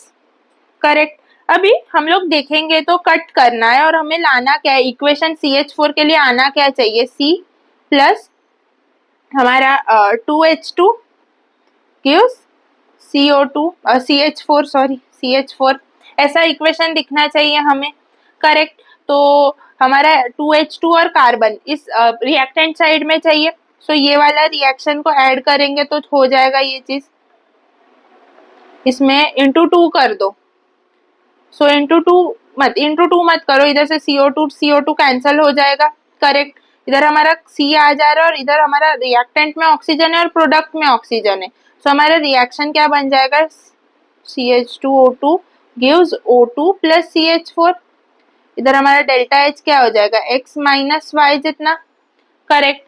फिर अभी थर्ड इक्वेशन को हम लोग ऐड करते हैं, H2 plus half O2 gives H2O। सो अभी इधर हम लोग क्लियरली देख पा रहे हैं इंटू 2 करना पड़ेगा, तभी जाके 2H2O इधर कैंसिल होगा, इंटू 2 किया तो 1 ऑक्सीजन होके इधर कैंसिल होगा, एंड 2H2 किया तो C plus 2H2 will give CH4। सो इधर इंटू 2 तो करना ही पड़ेगा एंड देन ऐड करेंगे, तो क्या आ जाएगा, H2O कट, ये O2 कट, और हमें रिएक्शन मिल गया जो हमें चाहिए था। तो इधर लास्ट हम लोग ने एंथैल्पी में क्या लाया change, X minus Y plus, sorry इधर चेंज नहीं किया, माइनस 2Z क्योंकि माइनस ही है, सो माइनस 2Z, तो ऑप्शन है हाँ है, C is the correct option. I hope this is very clear. और इधर है ना हम लोग डायरेक्टली फर्स्ट स्टेप में आंसर ला सकते थे, हमें ये पता है enthalpy of formation of CH4 चाहिए, मतलब CH4 हमारा प्रोडक्ट में होना चाहिए और इस रिएक्शन में रिएक्टेंट में था, और जब इसको हम लोग शिफ्ट करेंगे, जब इक्वेशन को रिवर्स करेंगे तब इसका डेल्टा H X हो जाएगा माइनस X से। सो ऑप्शन में चेक करना कि हमारा इधर देखो ये वाला ऑप्शन कट हो जाता क्योंकि इधर माइनस X है, ये वाला और ये वाला ऑप्शन ही रहता सिर्फ, करेक्ट। तो इधर नन ऑफ दिस, ये भी ऑप्शन नहीं है, करेक्ट। फिर अभी चेक करना है हम लोग को, ये पता है कि कार्बन तो इसका रिएक्टेंट साइड में ही चाहिए, तभी आंसर आएगा, तो प्लस Y और माइनस Y इसके हेल्प से हम लोग डायरेक्टली सॉल्व कर सकते हैं। सो ये ट्रिक्स याद रखो एंड इजीली क्वेश्चन सॉल्व करो ताकि आपका फास्ट हो क्वेश्चन। ऑफकोर्स नेक्स्ट क्वेश्चन देखते हैं, N2 plus 2O2 gives 2NO2 plus X kilo joule. अभी हम कभी भी हमें ऐसे दिया है ना रिएक्शन में प्लस X किलो जूल करके दिया एंड देन इसका delta H equal to minus X लेना है, ओके। फिर सेकेंड इसमें 2NO plus O2 gives 2NO2, correct. तो इसका डेल्टा H इधर हो जाएगा माइनस Y। अभी हमें क्वेश्चन में क्या पूछा है, enthalpy of formation of NO, मतलब हमारा NO जो है वो प्रोडक्ट साइड में चाहिए, करेक्ट। तो कैसे लिखेंगे हम लोग, 2NO2 gives O2 plus 2NO। सो इसका डेल्टा H क्या हो जाएगा, अभी Y जितना पॉजिटिव Y हो जाएगा। फिर जो सेकेंड इक्वेशन है वो चेक करने से पहले हमें NO कैसे बनेगा, N2 half N2 plus half O2, 1 mole of NO बनेगा, करेक्ट। तो हमारा N है जो इसी डायरेक्शन में चाहिए, रिएक्टेंट साइड में ही चाहिए, तो N, तो इस रिएक्शन को हमें रिवर्स नहीं करना, तो डेल्टा H इक्वल टू इधर माइनस X ही रहेगा। सो इस दोनों रिएक्शन को ऐड कर देते हैं। सो इधर से 2NO2 कट हो जाएगा, करेक्ट। इधर प्रोडक्ट साइड का O2 एंड रिएक्टेंट साइड का O2 मिलके N2 प्लस O2 बन जाएगा इक्वल्स टू 2NO बन जाएगा। सो इधर हमारा डेल्टा H क्या आ जाएगा, Y माइनस X जितना, बट हमें heat of standard enthalpy of formation चाहिए, करेक्ट। तो इधर इसका 1 मोल होना चाहिए, सो इसको डिवाइड बाय 2 कर देंगे तो सब जगह से 2 निकल जाएगा and will get the enthalpy for standard enthalpy of formation for NO 1 mole, correct. So this is right. So ये ऑप्शन में है, हाँ है, third is the correct option. So next, so with this हम लोग ने स्टैंडर्ड एंथैल्पी ऑफ फॉर्मेशन और उसके ऊपर जितना भी टाइप ऑफ क्वेश्चन पॉसिबल है हम लोग ने सब कर लिया है। सो आई होप आप सबको अच्छे से समझा रहे। हम लोग बात करने वाले is about heat of phase change. It is the amount of energy required to change the phase of a substance under the particular condition for the phase change. Basically जब हम लोग सॉलिड से लिक्विड जा रहे हैं तो ये हमारा मेल्टिंग पॉइंट होता है, करेक्ट। तो वहां पे हम लोग बोल सकते हैं डेल्टा H फ्यूजन जितना हमारा एंथैल्पी लगा है, हीट ऑफ फेस चेंज इधर डेल्टा H फ्यूजन जितना है। फिर लिक्विड से गैस जा रहे हैं तो वहां पे हमारा डेल्टा H वेपराइजेशन जितना हीट लग रहा है। फिर डायरेक्टली अगर सॉलिड से गैस जा रहे हैं देन हमारा डेल्टा H सब्लिमेशन बोल सकते हैं उसको। सो बेसिकली सिर्फ नाम देके रखा है, जो भी प्रोसेस हो रहा है ना उसको एक delta H fusion, delta H vaporization, delta H sublimation देके रखा है। एंड इसको जैसे हम लोग नॉर्मली क्वेश्चन सॉल्व करते हैं वैसे ही करना है, delta H product minus reactant, अगर वैसा क्वेश्चन आया तो वैसे, वरना ये टाइप का क्वेश्चन एक आ सकता है, इधर एक है वो करते क्या है, the enthalpy of vaporization of water from the following equation is. हमें एंथैल्पी ऑफ वेपराइजेशन ढूंढना है, ओके। एंड हमें इक्वेशंस क्या देके रखा है, हमारा गैस से लिक्विड मतलब सॉरी हमारा H2O लिक्विड फॉर्म हो रहा है, उसका फॉर्मेशन एंथैल्पी कितना है -286 किलो जूल, बिकॉज ये दोनों जीरो में है और 1 मोल बन रहा है, इसलिए फॉर्मेशन एंथैल्पी बोल सकते, हाँ बोल सकते। फिर हमारा बन रहा है सेकेंड, इसमें गैस बन रहा है, इसका डेल्टा एच कितना आ जाता है -4.5 किलो जूल। और हमें पूछा है एंथैल्पी ऑफ वेपराइजेशन। वेपराइजेशन क्या होता है, लिक्विड से गैस जाना, मतलब H2O लिक्विड से गैस जाना H2O, करेक्ट।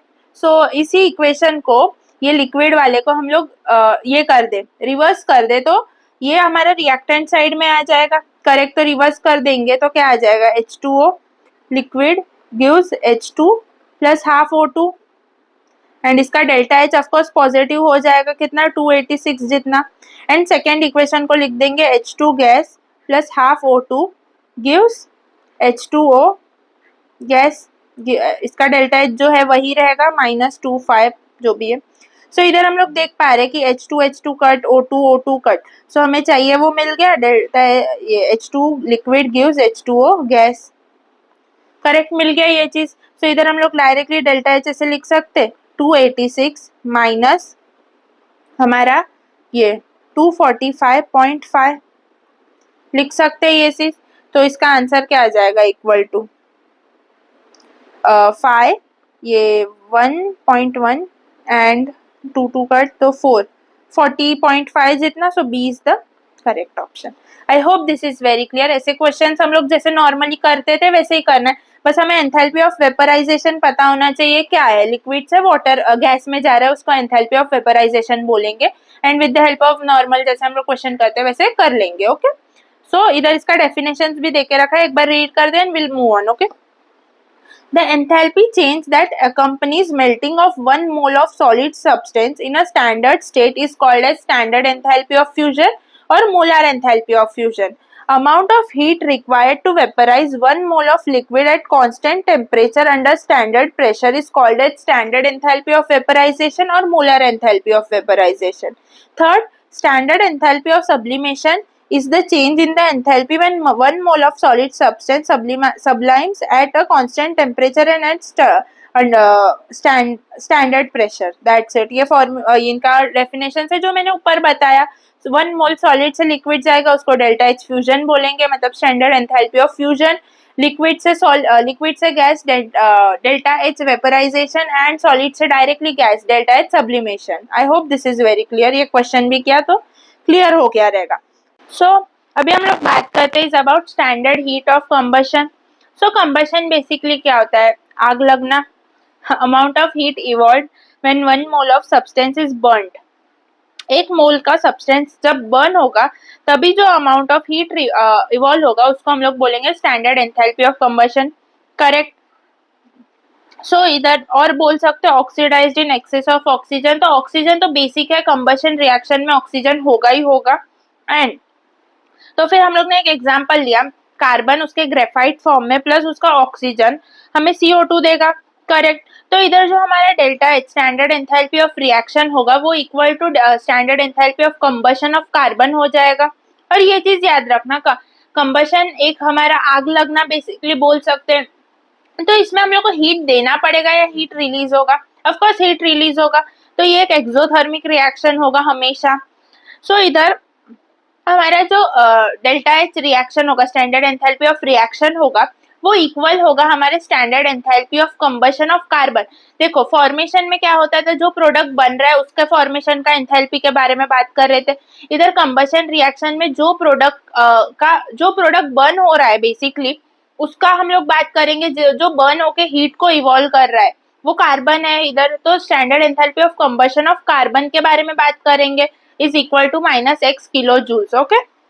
माइनस आएगा बिकॉज वो एक्सोथर्मिक है, करेक्ट। सो अभी कोई भी रिएक्शन के लिए अगर हमें रिएक्टेंट जो भी हमारे कंपाउंड्स है उनका कंबशन एंथैल्पी देके रखा है, देन कोई भी रिएक्शन का एंथैल्पी पूछा है, लाइक हम लोग को क्वेश्चन में देके रखा है कंबशन एंथैल्पी कोई भी मॉलिक्यूल का, एंड उनका रिएक्शन देके रखा है, एंड हम लोग को पूछा है कि इस रिएक्शन का फॉर्मेशन एंथैल्पी बताओ या फिर बताओ नॉर्मल स्टैंडर्ड एंथैल्पी बताओ, तो क्या करना है, इस रिएक्टेंट माइनस प्रोडक्ट करना है। ओके, ये याद रखना, अभी क्वेश्चन करते हैं उससे क्लैरिटी आ जाएगा। ये हमारा डेल्टा एच एफ जो है NH3 का, मतलब standard enthalpy of formation of NH3 ढूंढना है। अगर standard enthalpy of combustion of nitrogen हमें x किलो जूल दिए के रखा है, या स्टैंडर्ड एंथैल्पी ऑफ कार्बन हमें standard enthalpy of combustion of H2 हमें y किलो जूल दे के रखा है, standard enthalpy of combustion NH3 हमें देखे रखा है Z। करेक्ट, पूछा क्या है, calculate standard enthalpy formation of NH3। Correct, तो इसको कैसे लिखेंगे, N2 plus H2 gives NH3। हमें ये चीज तो पता है, अगर हमें स्टैंडर्ड एंथैल्पी ऑफ NH3 ढूंढना है, मतलब 1 मोल का ही ढूंढना है। करेक्ट, तो इधर हम लोग फर्स्ट इसको बैलेंस कर देते, ये बैलेंस नहीं है बिल्कुल भी, सो क्या आ जाएगा इधर,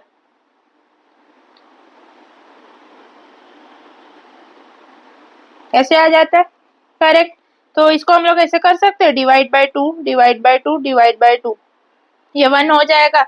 सो N2 half plus 3/2 H2 gives NH3 of 1 mole. Correct, तो अभी इसका हम लोग कंबशन कोई भी रिएक्शन ढूंढ सकते हैं फॉर्मेशन के लिए। सो क्या आ जाएगा, रिएक्टेंट माइनस, क्योंकि हमें कंबशन एंथैल्पी देके रखा है ना, इसलिए रिएक्टेंट माइनस प्रोडक्ट करना पड़ेगा, ये याद रखो। रिएक्टेंट कितना है, ये दो, half x plus 3/2 y minus product z 1 जितना, तो ये हमें मिल गया formation enthalpy of NH3। I hope this is very clear. अगर इधर हमें कंबशन एंथैल्पी पूछा था NH3 का और ये सब दिया था वो फॉर्मेशन एंथैल्पी था, तो क्या हो जाता, प्रोडक्ट माइनस रिएक्टेंट। बट इधर हमें दिया इस कंबशन एंथैल्पी देके रखा है, फॉर्मेशन एंथैल्पी पूछा है। किसी भी रिएक्टेंट है उसका कंबशन एंथैल्पी दिया है, देन रिएक्टेंट माइनस प्रोडक्ट ही करना है, भले फिर ये वाला चीज फॉर्मेशन हो, नॉर्मल लेटाइज एनर्जी, कुछ भी पूछा है इधर इस जगह पे, बट कंबशन एंथैल्पी देके रखा है, देन रिएक्टेंट माइनस प्रोडक्ट ही करना है, ये चीज याद रखना, वरना गलती होता है। एंड इधर और एक केस, इधर डायरेक्टली हम लोग बैलेंस करके नहीं ला सकते, बिकॉज हमें फॉर्मेशन एंथैल्पी पूछा है, इसलिए 1 मोल लाके ही करना पड़ेगा, ये चीज पता है सबको, राइट। सो अभी हम लोग आगे बढ़ते, क्वेश्चंस करते हैं। The heat of combustion of yellow phosphorus and red phosphorus are ये और ये, मतलब क्या बोला है, येलो फॉस्फोरस प्लस ऑक्सीजन कुछ आया, उसका डेल्टा एच हमें मिला is -9.91 kilo joule, and red phosphorus plus combustion करके कुछ आया, उसका डेल्टा एच हमें मिला इज -8.78 किलो जूल। तो पूछा क्या है, heat transition of yellow phosphorus to red. Correct, so yellow to red मतलब ये वाले रिएक्शन को हम लोग को रिवर्स कर देना पड़ेगा, ताकि दूसरा सब चीजें कट होके येलो टू रेड मिल जाए हमें डायरेक्टली। हाँ, तो इसका डेल्टा एच कितना हो जाएगा, 8.78 किलो जूल, रिवर्स हुआ तो माइनस साइन चला जाएगा, एंड फिर दोनों इक्वेशंस को हम लोग ऐड कर देंगे तो विल गेट दिस। तो ऐड करने के बाद क्या आ जाएगा, 1 पॉइंट माइनस तो रहेगा 2, सॉरी इधर 8 है ना, तो 10/3, ये 1.13 minus 1.13 D is the correct option. Next question. The enthalpies of combustion of carbon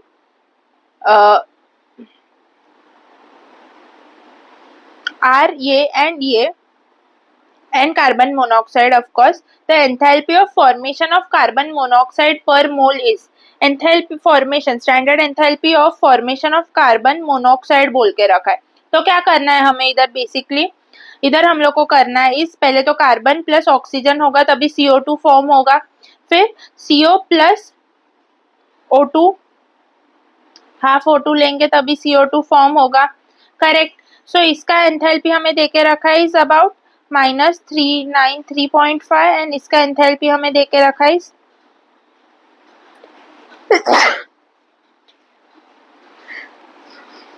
सो अभी हम लोग को ये इसका फॉर्मेशन चाहिए, करेक्ट। तो इसको रिवर्स करना पड़ेगा, तो C plus O2 gives CO2, ये फर्स्ट इक्वेशन। सेकेंड को रिवर्स कर देंगे तो क्या आ जाएगा, CO plus half O2, correct. इधर से ये कट हो जाएगा, क्लियरली ऐड करेंगे तो फिर बचता क्या है हमारा, C प्लस ये हाफ O2 रिएक्ट, ये प्रोडक्ट में ये रिएक्टेंट में, तो माइनस हो जाएगा तो हाफ O2 ही बचेगा, गिव CO, करेक्ट। तो डेल्टा H हमारा क्या आ जाएगा, इसका तो माइनस हुआ तो चेंज हो जाएगा, तो -393.5 प्लस 283 करना है, करेक्ट।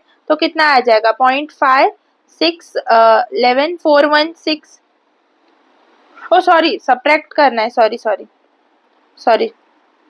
सो क्या आ जाएगा 0.5011, सो इधर minus sign of course, so D is the correct option. Next, the heat of combustion of solid benzoic acid at constant volume is इतना at 27 degree Celsius. The heat of combustion at constant pressure is, constant pressure पूछा है, मतलब delta H is equal to पूछा है delta U plus हमारा delta NGRT, correct. Delta U तो देके रखा है, हमें ढूंढना क्या है, सिर्फ डेल्टा N ढूंढना है, हम लोग को इजीली हो जाएगा। तो डेल्टा N ढूंढने के लिए हमें हीट ऑफ कंबशन, मतलब सॉलिड बेंजोइक एसिड कैसे आ जाता है हमारा, C6H5 COOH प्लस, ये तो सॉलिड है तो ठीक है, कंबशन के लिए O2 gives CO2 plus H2O, correct. हमारा C कितना होना चाहिए,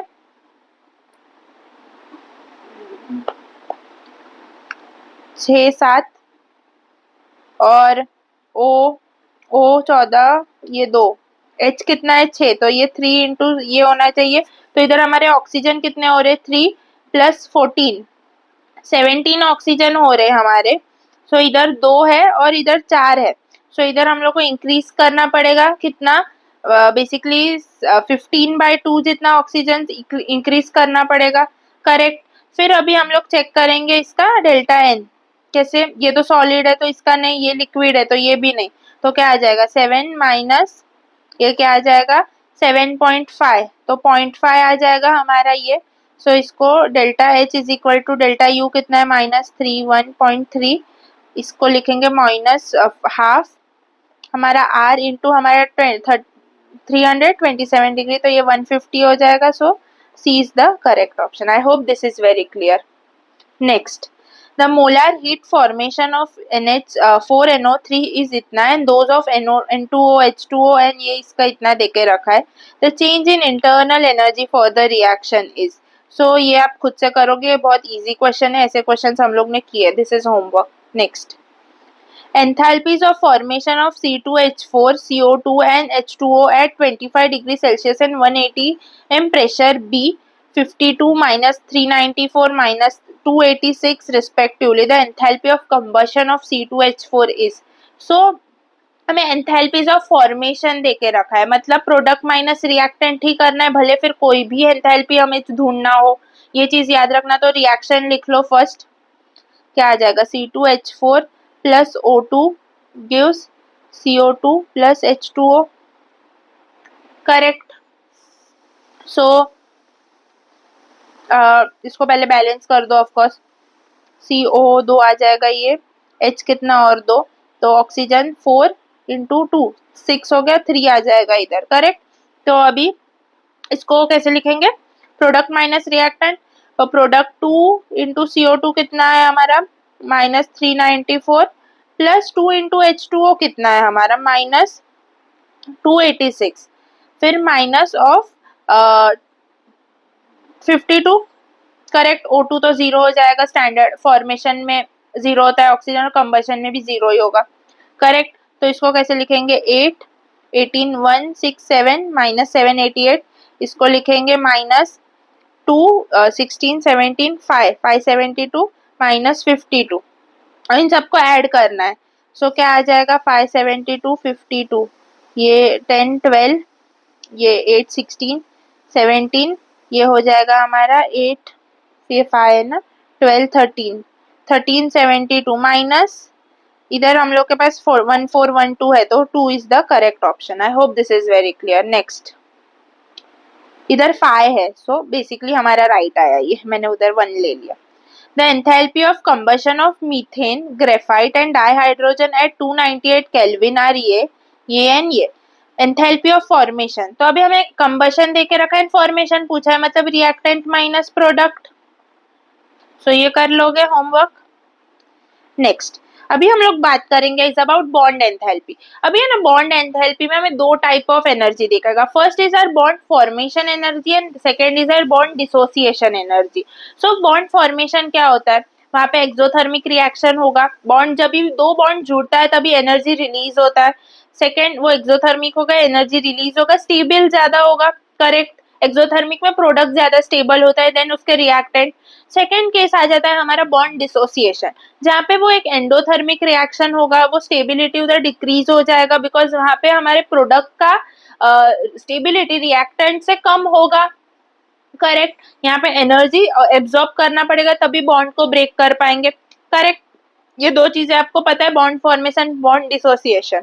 बट इनका जब हम लोग क्वेश्चन में सॉल्व करते हैं ना, इनका डेल्टा एच निकालना है रिएक्शन का, देन हम लोग को क्या करना है, इस डिसोसिएशन में अलग करना है, फॉर्मेशन में अलग करना है। देखो कैसे, फॉर एनी रिएक्शन अगर हमें बॉन्ड डिसोसिएशन एंथैल्पी देके रखा है, बॉन्ड डिसोसिएशन तोड़ने वाला एंथैल्पी देके रखा है, देन हमें रिएक्टेंट माइनस प्रोडक्ट करना है।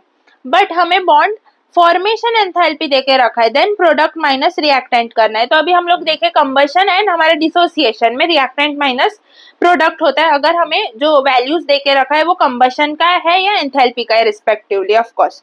सो आई hope this is very clear. अभी ये चीज हम लोग ने ऊपर भी अच्छे से किया है, तो अभी आपको समझ रहा रहेगा लैंग्वेज वगैरह कि अगर हमारा bond dissociation enthalpy reactant and product का देके रखा है, देन हम लोग को रिएक्टेंट माइनस प्रोडक्ट करना है। अगर बॉन्ड फॉर्मेशन एंथैल्पी देके रखा है रिएक्टेंट एंड प्रोडक्ट का, देन हम लोग को करना है product minus reactant. I hope this is very clear. Next अभी हम लोग बात करते हैं इस एवरेज या मीन बॉन्ड एंथैल्पी के बारे में।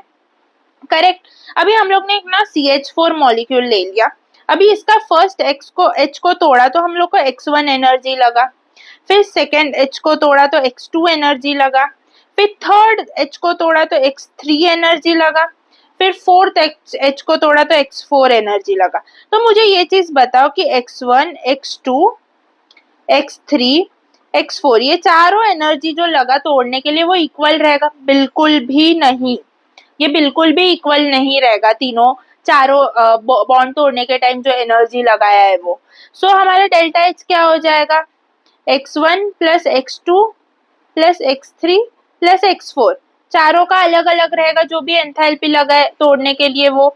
एंड इसका एवरेज बॉन्ड एंथैल्पी कितना रहेगा कि एवरेज में कितना लगा चारों बॉन्ड को तोड़ने के लिए, इस X1 प्लस X2 जितना भी बॉन्ड्स है उनका तोड़ने का एनर्जी डिवाइड बाय कितने बॉन्ड्स है, 4। Of course I hope this is very clear.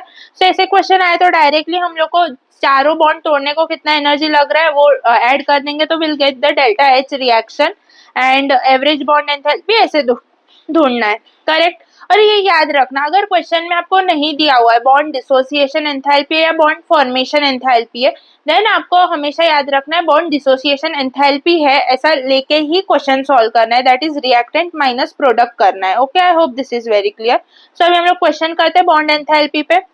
If bond enthalpies of N triple N bond N2 HH and NH bonds are X1, X2 and X3 respectively, then delta H formation for NH3 is।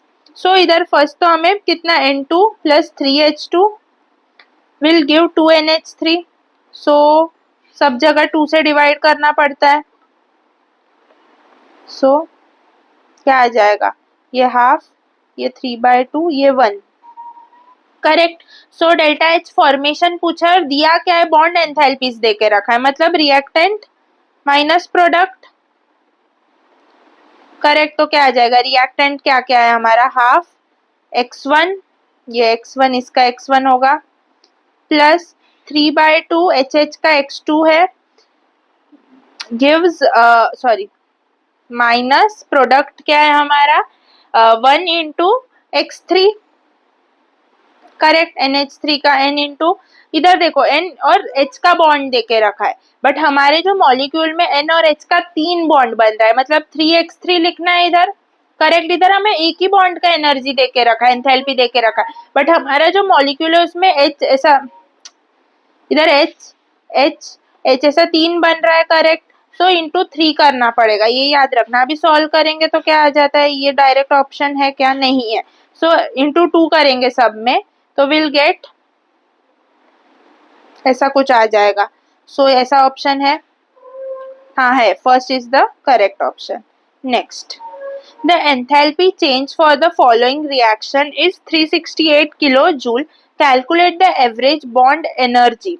Enthalpy change, total enthalpy change हमें देके रखा है 368 kilo joule. कभी जब इसका bond break हो रहा है, मतलब OF2 से O प्लस 2F हो रहा है, करेक्ट।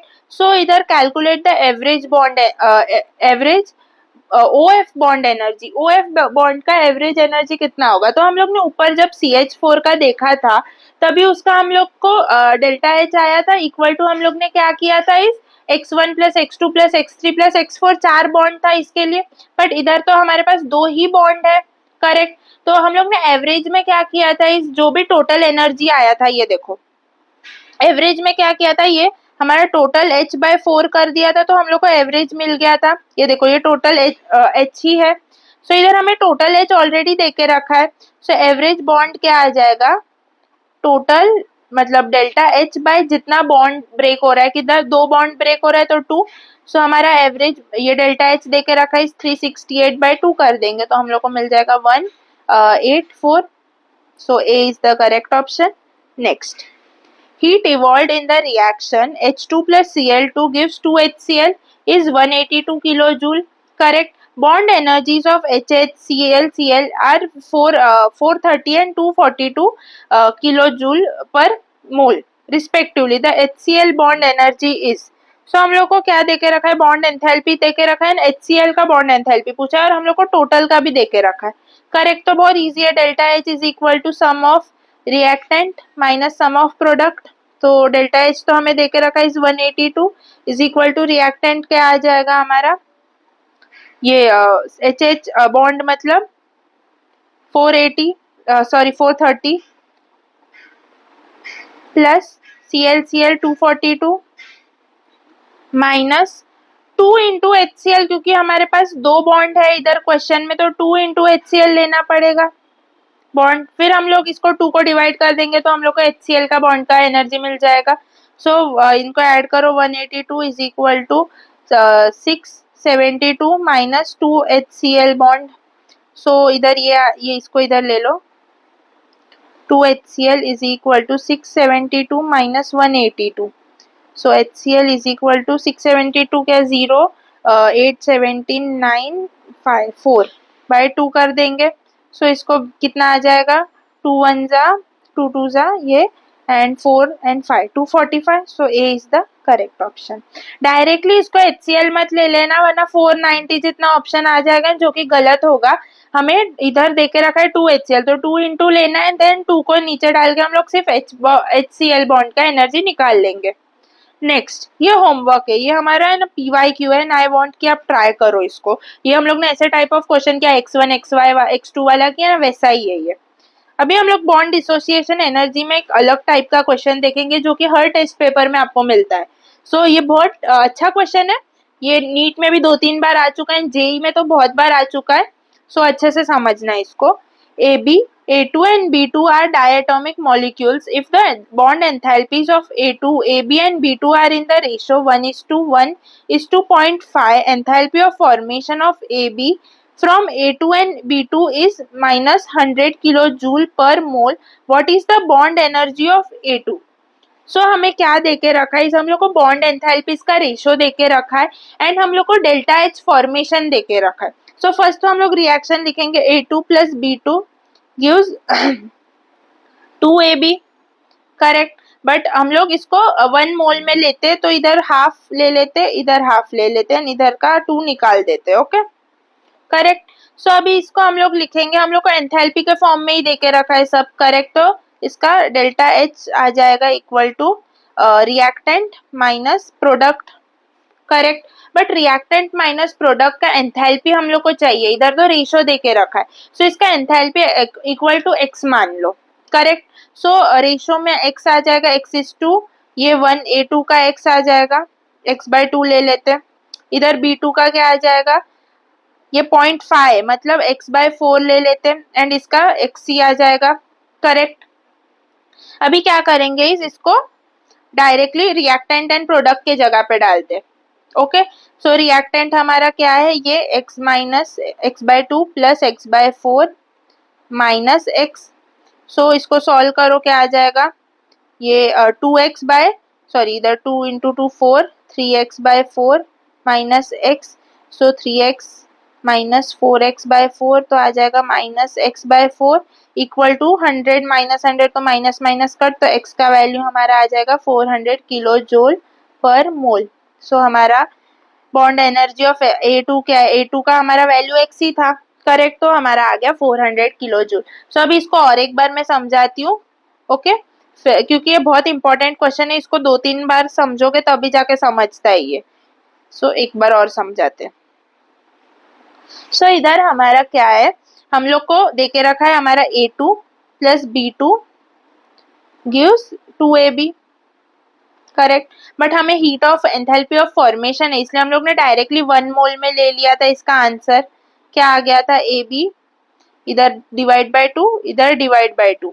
करेक्ट। अभी हम लोग के पास है ना रेशोज दिया हुआ है बॉन्ड एंथैल्पी का, ना कि हम लोग को एग्जैक्ट वैल्यूज देके रखा है। एग्जैक्ट वैल्यूज देके रखा है देन रिएक्टेंट माइनस प्रोडक्ट करके बहुत इजीली सॉल्व कर सकते थे, बट इधर एग्जैक्ट वैल्यूज नहीं देके रखा है, इसके लिए हम लोग को रेशोज है। तो हम लोग ने क्या कर लिया, x मान लिया, A2 का x, B2 का रेशो भी 1 है, 1:1:0.5, 0.5 है B2 का, मतलब x/2 होगा। x मान लिया हम लोग ने, जो बॉन्ड एंथैल्पी है ना वो x मान लिया A2 का, उसके बेस पे B2 का x/2 हो जाएगा, फिर उसी के बेस पे AB भी 1 है तो इसका भी x के जितना ही होगा। करेक्ट। सो फिर हम लोग ने delta H is equal to sum of reactant minus sum of product, क्योंकि हमें बॉन्ड एंथैल्पीज देके रखा है, रेशो बॉन्ड एंथैल्पीज का ही देके रखा है ना। करेक्ट। सो अभी इसका हम लोग वैल्यूज लिखते हैं रिएक्टेंट में, तो क्या आ जाएगा, x/2 आ जाएगा, बिकॉज इधर डिवाइड में 2 है इसके वजह से, तो x/2 प्लस इसका भी x/2 आ जाएगा, बट इधर ऑलरेडी x/2 है तो x/4 हो जाएगा ये, माइनस इधर AB ही है तो सिर्फ x ही आएगा। करेक्ट। ये x/2 x/4 क्यों आया है, होप समझ रहे हैं हम लोग ने। देखो ऐसे ये क्वेश्चंस में भी किधर 2 इंटू HCl लिया था। करेक्ट, और हम लोग ने ये इधर ये देखो 3 इंटू एक्स इंटू ये लिया था। करेक्ट, क्यों, क्योंकि उसके आगे जो वो नंबर था, इधर देखो ये देखो 3/2 इंटू x2 लेके किया था सॉल्व H2 के वैल्यू के जगह पे, तो हमें जो रेशियो आया है उसमें उसका ये मोल्स कितना है वो भी लेना पड़ेगा। करेक्ट, आपको समझ रहा है, होप सो। सो फिर देन इसको सॉल्व करेंगे तो हमें 400 किलो जूल मिलता है। I hope this is very clear. Next अभी हम बात करेंगे is about heat of atomisation. Heat of atomisation क्या है, enthalpy change when 1 mole of any compound और molecule is converted to reactive gaseous atom, बस दैट्स इट। इसमें हमारा जो Na है इधर वो कन्वर्ट हो गया था Na गैस में, सॉलिड से गैस में। तो हमारा डेल्टा एच रिएक्शन वो डेल्टा एच एटोमाइजेशन के इक्वल हो गया, जो कि डेल्टा एच सब्लिमेशन के भी इक्वल है। करेक्ट। फिर हमारा जो मर्क्यूरी लिक्विड है वो गैस में कन्वर्ट हो गया, तो इधर जो हमारा डेल्टा एच रिएक्शन है, स्टैंडर्ड एंथैल्पी ऑफ रिएक्शन है, वो हीट ऑफ एटोमाइजेशन के इक्वल हो गया, that is standard enthalpy of vaporization के इक्वल हो गया। वैसे ही हमारा ये Br2 वाला, ये देखो इधर हम Br2 जो था वो लिक्विड में था। करेक्ट, हम लोग ने Br2 लिक्विड को Br2 गैस में कन्वर्ट किया, फिर Br2 गैस से 2Br में गए। करेक्ट, Br2Br गैस में गए। करेक्ट। सो इधर क्या हो गया हमारा, फर्स्ट तो लिक्विड से गैस में आने के लिए वेपराइजेशन एंथैल्पी लगा, फिर गैस से हम लोग को 2Br बनाने में हमें बॉन्ड डिसोसिएशन एनर्जी लगा गैस फॉर्म में। करेक्ट। सो इधर हमारा क्या हो गया, enthalpy of reaction is equal to enthalpy of atomization is equal to enthalpy of bond dissociation plus enthalpy of vaporization. I hope this is very clear. अभी ये जो हीट ऑफ एटोमाइजेशन आएगा, lattice energy का आएगा, फिर ionization का आएगा, इस पे क्वेश्चंस नहीं आता, इसका सिर्फ आपको टर्म्स याद रखना है, दैट्स इट। इसमें क्या होता है कि 1 मोल ऑफ कंपाउंड और मॉलिक्यूल है वो रिएक्टिव गैसियस एटम में कन्वर्ट होता है, दैट्स इट, हमें इतना ही याद रखना है। I hope this is very clear. So अभी हम लोग इसका एक क्वेश्चन, इसके ऊपर नहीं है, बेसिकली पूरा जितना भी सीखा है उस पर एक क्वेश्चन करते हैं and then will go on heat of ionization. ये क्वेश्चन देखो, carbon graphite O2 plus CO2, तो ये कौन सा है, कंबशन रिएक्शन है या फॉर्मेशन रिएक्शन है? देखते हैं आगे का, देखते हैं क्योंकि ये दोनों हो सकता है। करेक्ट, सेकंड देखते हैं, CO plus half O2 gives CO2। सो ये वाला रिएक्शन डेफिनेटली फॉर्मेशन तो नहीं होगा, तो कंबशन होगा। सो बी वाला P एंड ए वाला R के इक्वल होगा। So first and third option cut. Third option, third क्या है, CH4 gives C plus 4H, तो ये कौन सा हो जाएगा हमारा, एटोमाइजेशन वाला। करेक्ट, तो C का S होना चाहिए, C का S एंड D का, ये S से G में जा रहा है मतलब सब्लिमेशन, D का Q, so D is the correct option. Next, अभी हम बात करते हैं is about heat of ionization. It is the amount of heat absorb when 1 mole of compound completely dissociates into ions in a solution. मतलब ये always endothermic, कभी भी bond break कर रहा है तभी एंडोथर्मिक रिएक्शन ही होगा। करेक्ट, तो HCN को हम लोग ब्रेक कर रहे हैं H प्लस CN माइनस, वैसे ही NH4OH को ब्रेक करें NH4 plus OH minus. So क्या है, amount of heat absorb when 1 mole of compound completely dissociates into its ion in a solution is called as heat of ionization. And ये basically weak electrolytes के लिए ही रहता है। Correct, ये चीज पता रहेगा। नेक्स्ट, अभी आते हैं हम लोग हीट ऑफ न्यूट्रलाइजेशन पे। It is the energy change when 1 mole of H plus ion of acid combine with 1 mole of OH minus of base. Correct, so H plus and OH minus combine होके H2O बनाते। सो neutralisation reaction exothermic होगा। इधर हमेशा याद रखना, जब strong acid and strong base जब जुड़ेंगे तभी हमारा न्यूट्रलाइजेशन मैक्सिमम रहेगा, that is -57.27 kilo joule per mole और -13.7 किलो कैलोरी पर मोल। ऐसा क्यों हो रहा है, बिकॉज यहाँ पे जब strong acid and strong base ये होंगे तभी इधर जो डिसोसिएशन एनर्जी रहेगा ना वो बहुत कम रहेगा।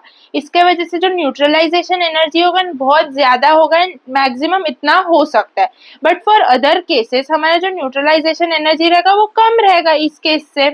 करेक्ट, ऐसा क्यों होता है, क्योंकि some amount of energy is utilized for ionization. इसके वजह से आयनाइजेशन मतलब H प्लस और जो भी H, समझो अगर हम लोग ने एसिड लिया है HCl, तो H प्लस और Cl माइनस ये तोड़ने में जो एनर्जी लग रहा है उसको आयनाइजेशन बोलेंगे। बट स्ट्रॉन्ग एसिड में रहेगा ना, तो वो स्ट्रॉन्ग इलेक्ट्रोलाइट्स मतलब स्ट्रॉन्ग एसिड, तो वहां पे आयनाइजेशन एंथैल्पी बहुत कम लगता है, इसके वजह से न्यूट्रलाइजेशन एंथैल्पी हमारा इंक्रीज हो जाता है।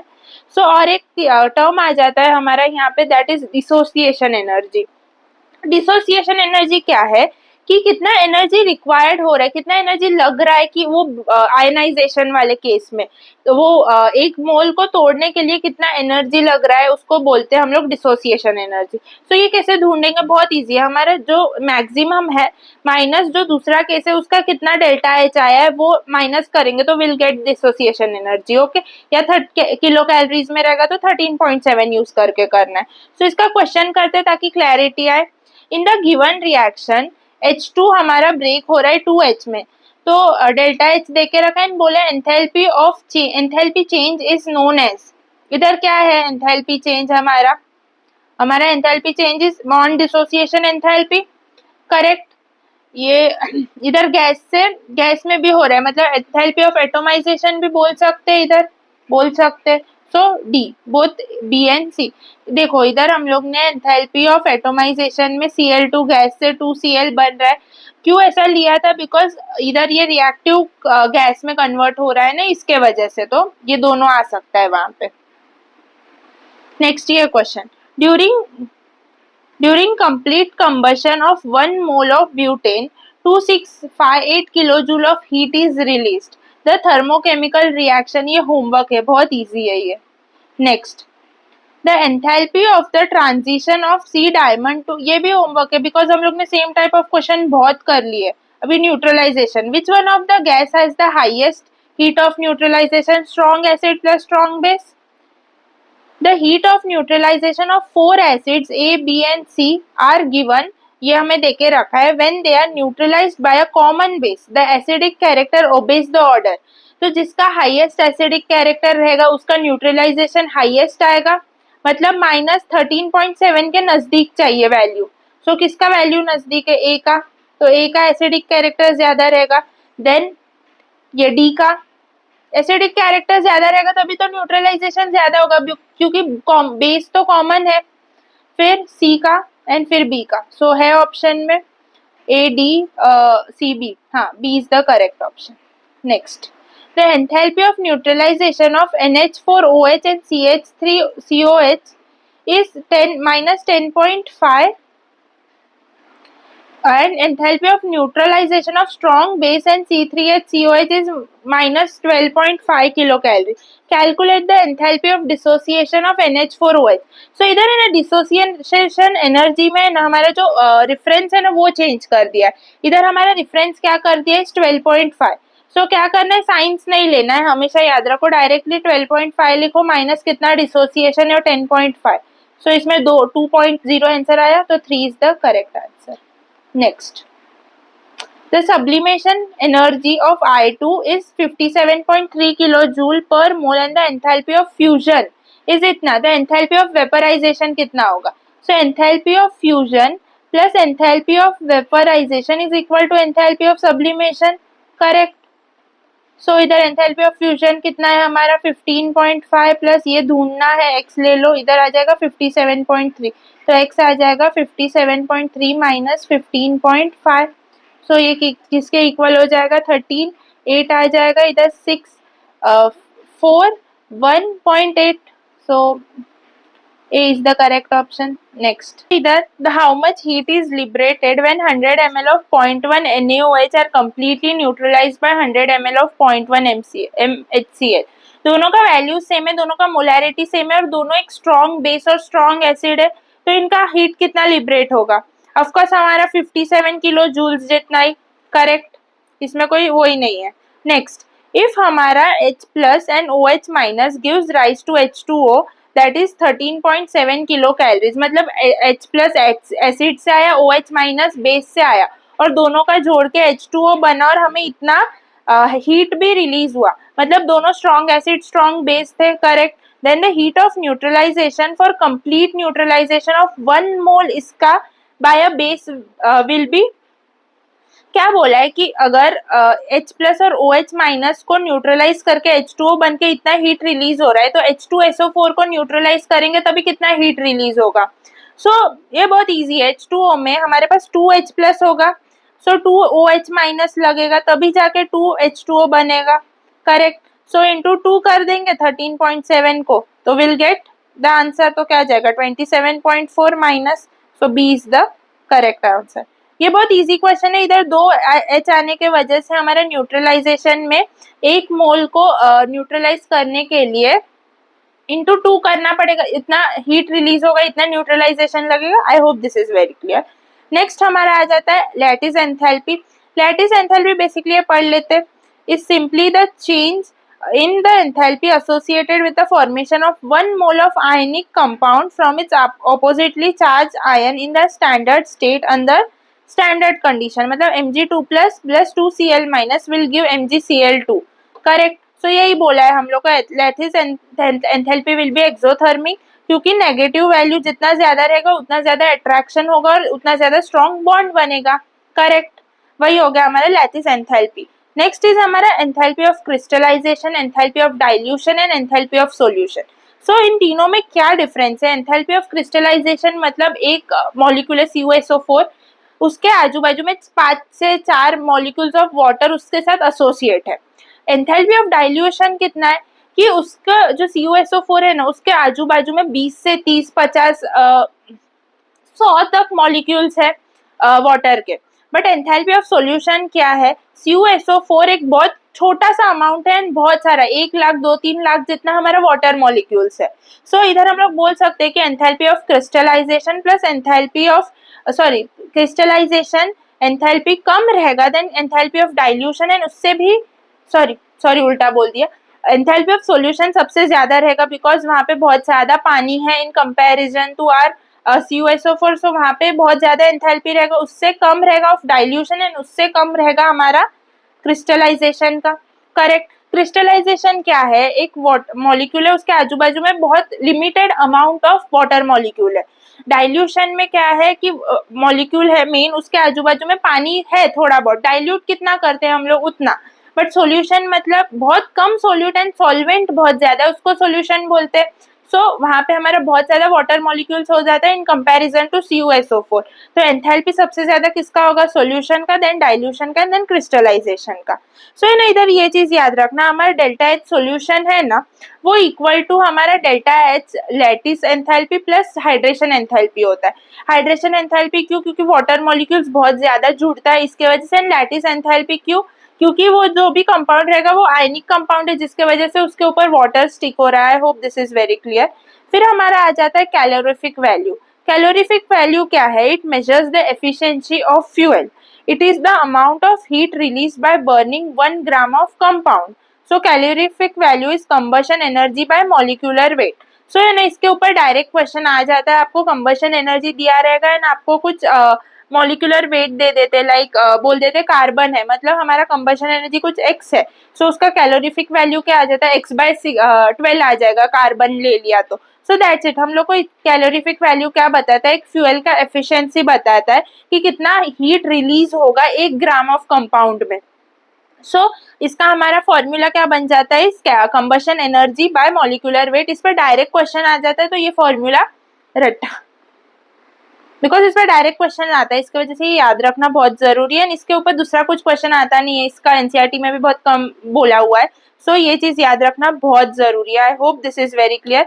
एंड विद दिस हम लोग ने थर्मोकेमिस्ट्री कंप्लीट कर लिया है बहुत अच्छे से। एंड आई नो थोड़ा सा लास्ट वाला पार्ट मैंने फास्ट में लिया, बिकॉज हम लोग ने स्टार्टिंग में बहुत अच्छे से डिटेल में कवर किया, इसकी वजह से लास्ट वाला पार्ट हमेशा मैं थोड़ा फास्ट लेती हूँ, ताकि आपको समझेगा कि आपको समझा है आगे का या नहीं समझा है। नहीं समझा तो एक बार पीछे आओ, फिर से थोड़ा सा समझो एंड देन आगे जाना, बिकॉज समझ जाएगा आपको, अच्छे से समझा, अच्छे से जितना क्वेश्चंस इसमें है उतना क्वेश्चंस भी किया ना, देन थर्मोकेमिस्ट्री आपके लिए बहुत इजी होने वाला है। सो आज के लिए बस, will meet in the next part. हम लोग परसों centre of mass and collision के ऊपर लेक्चर आ जाएगा, दोनों एक ही टॉपिक एक ही लेक्चर में कवर हो जाएगा। So till then bye bye, will meet you in the next lecture.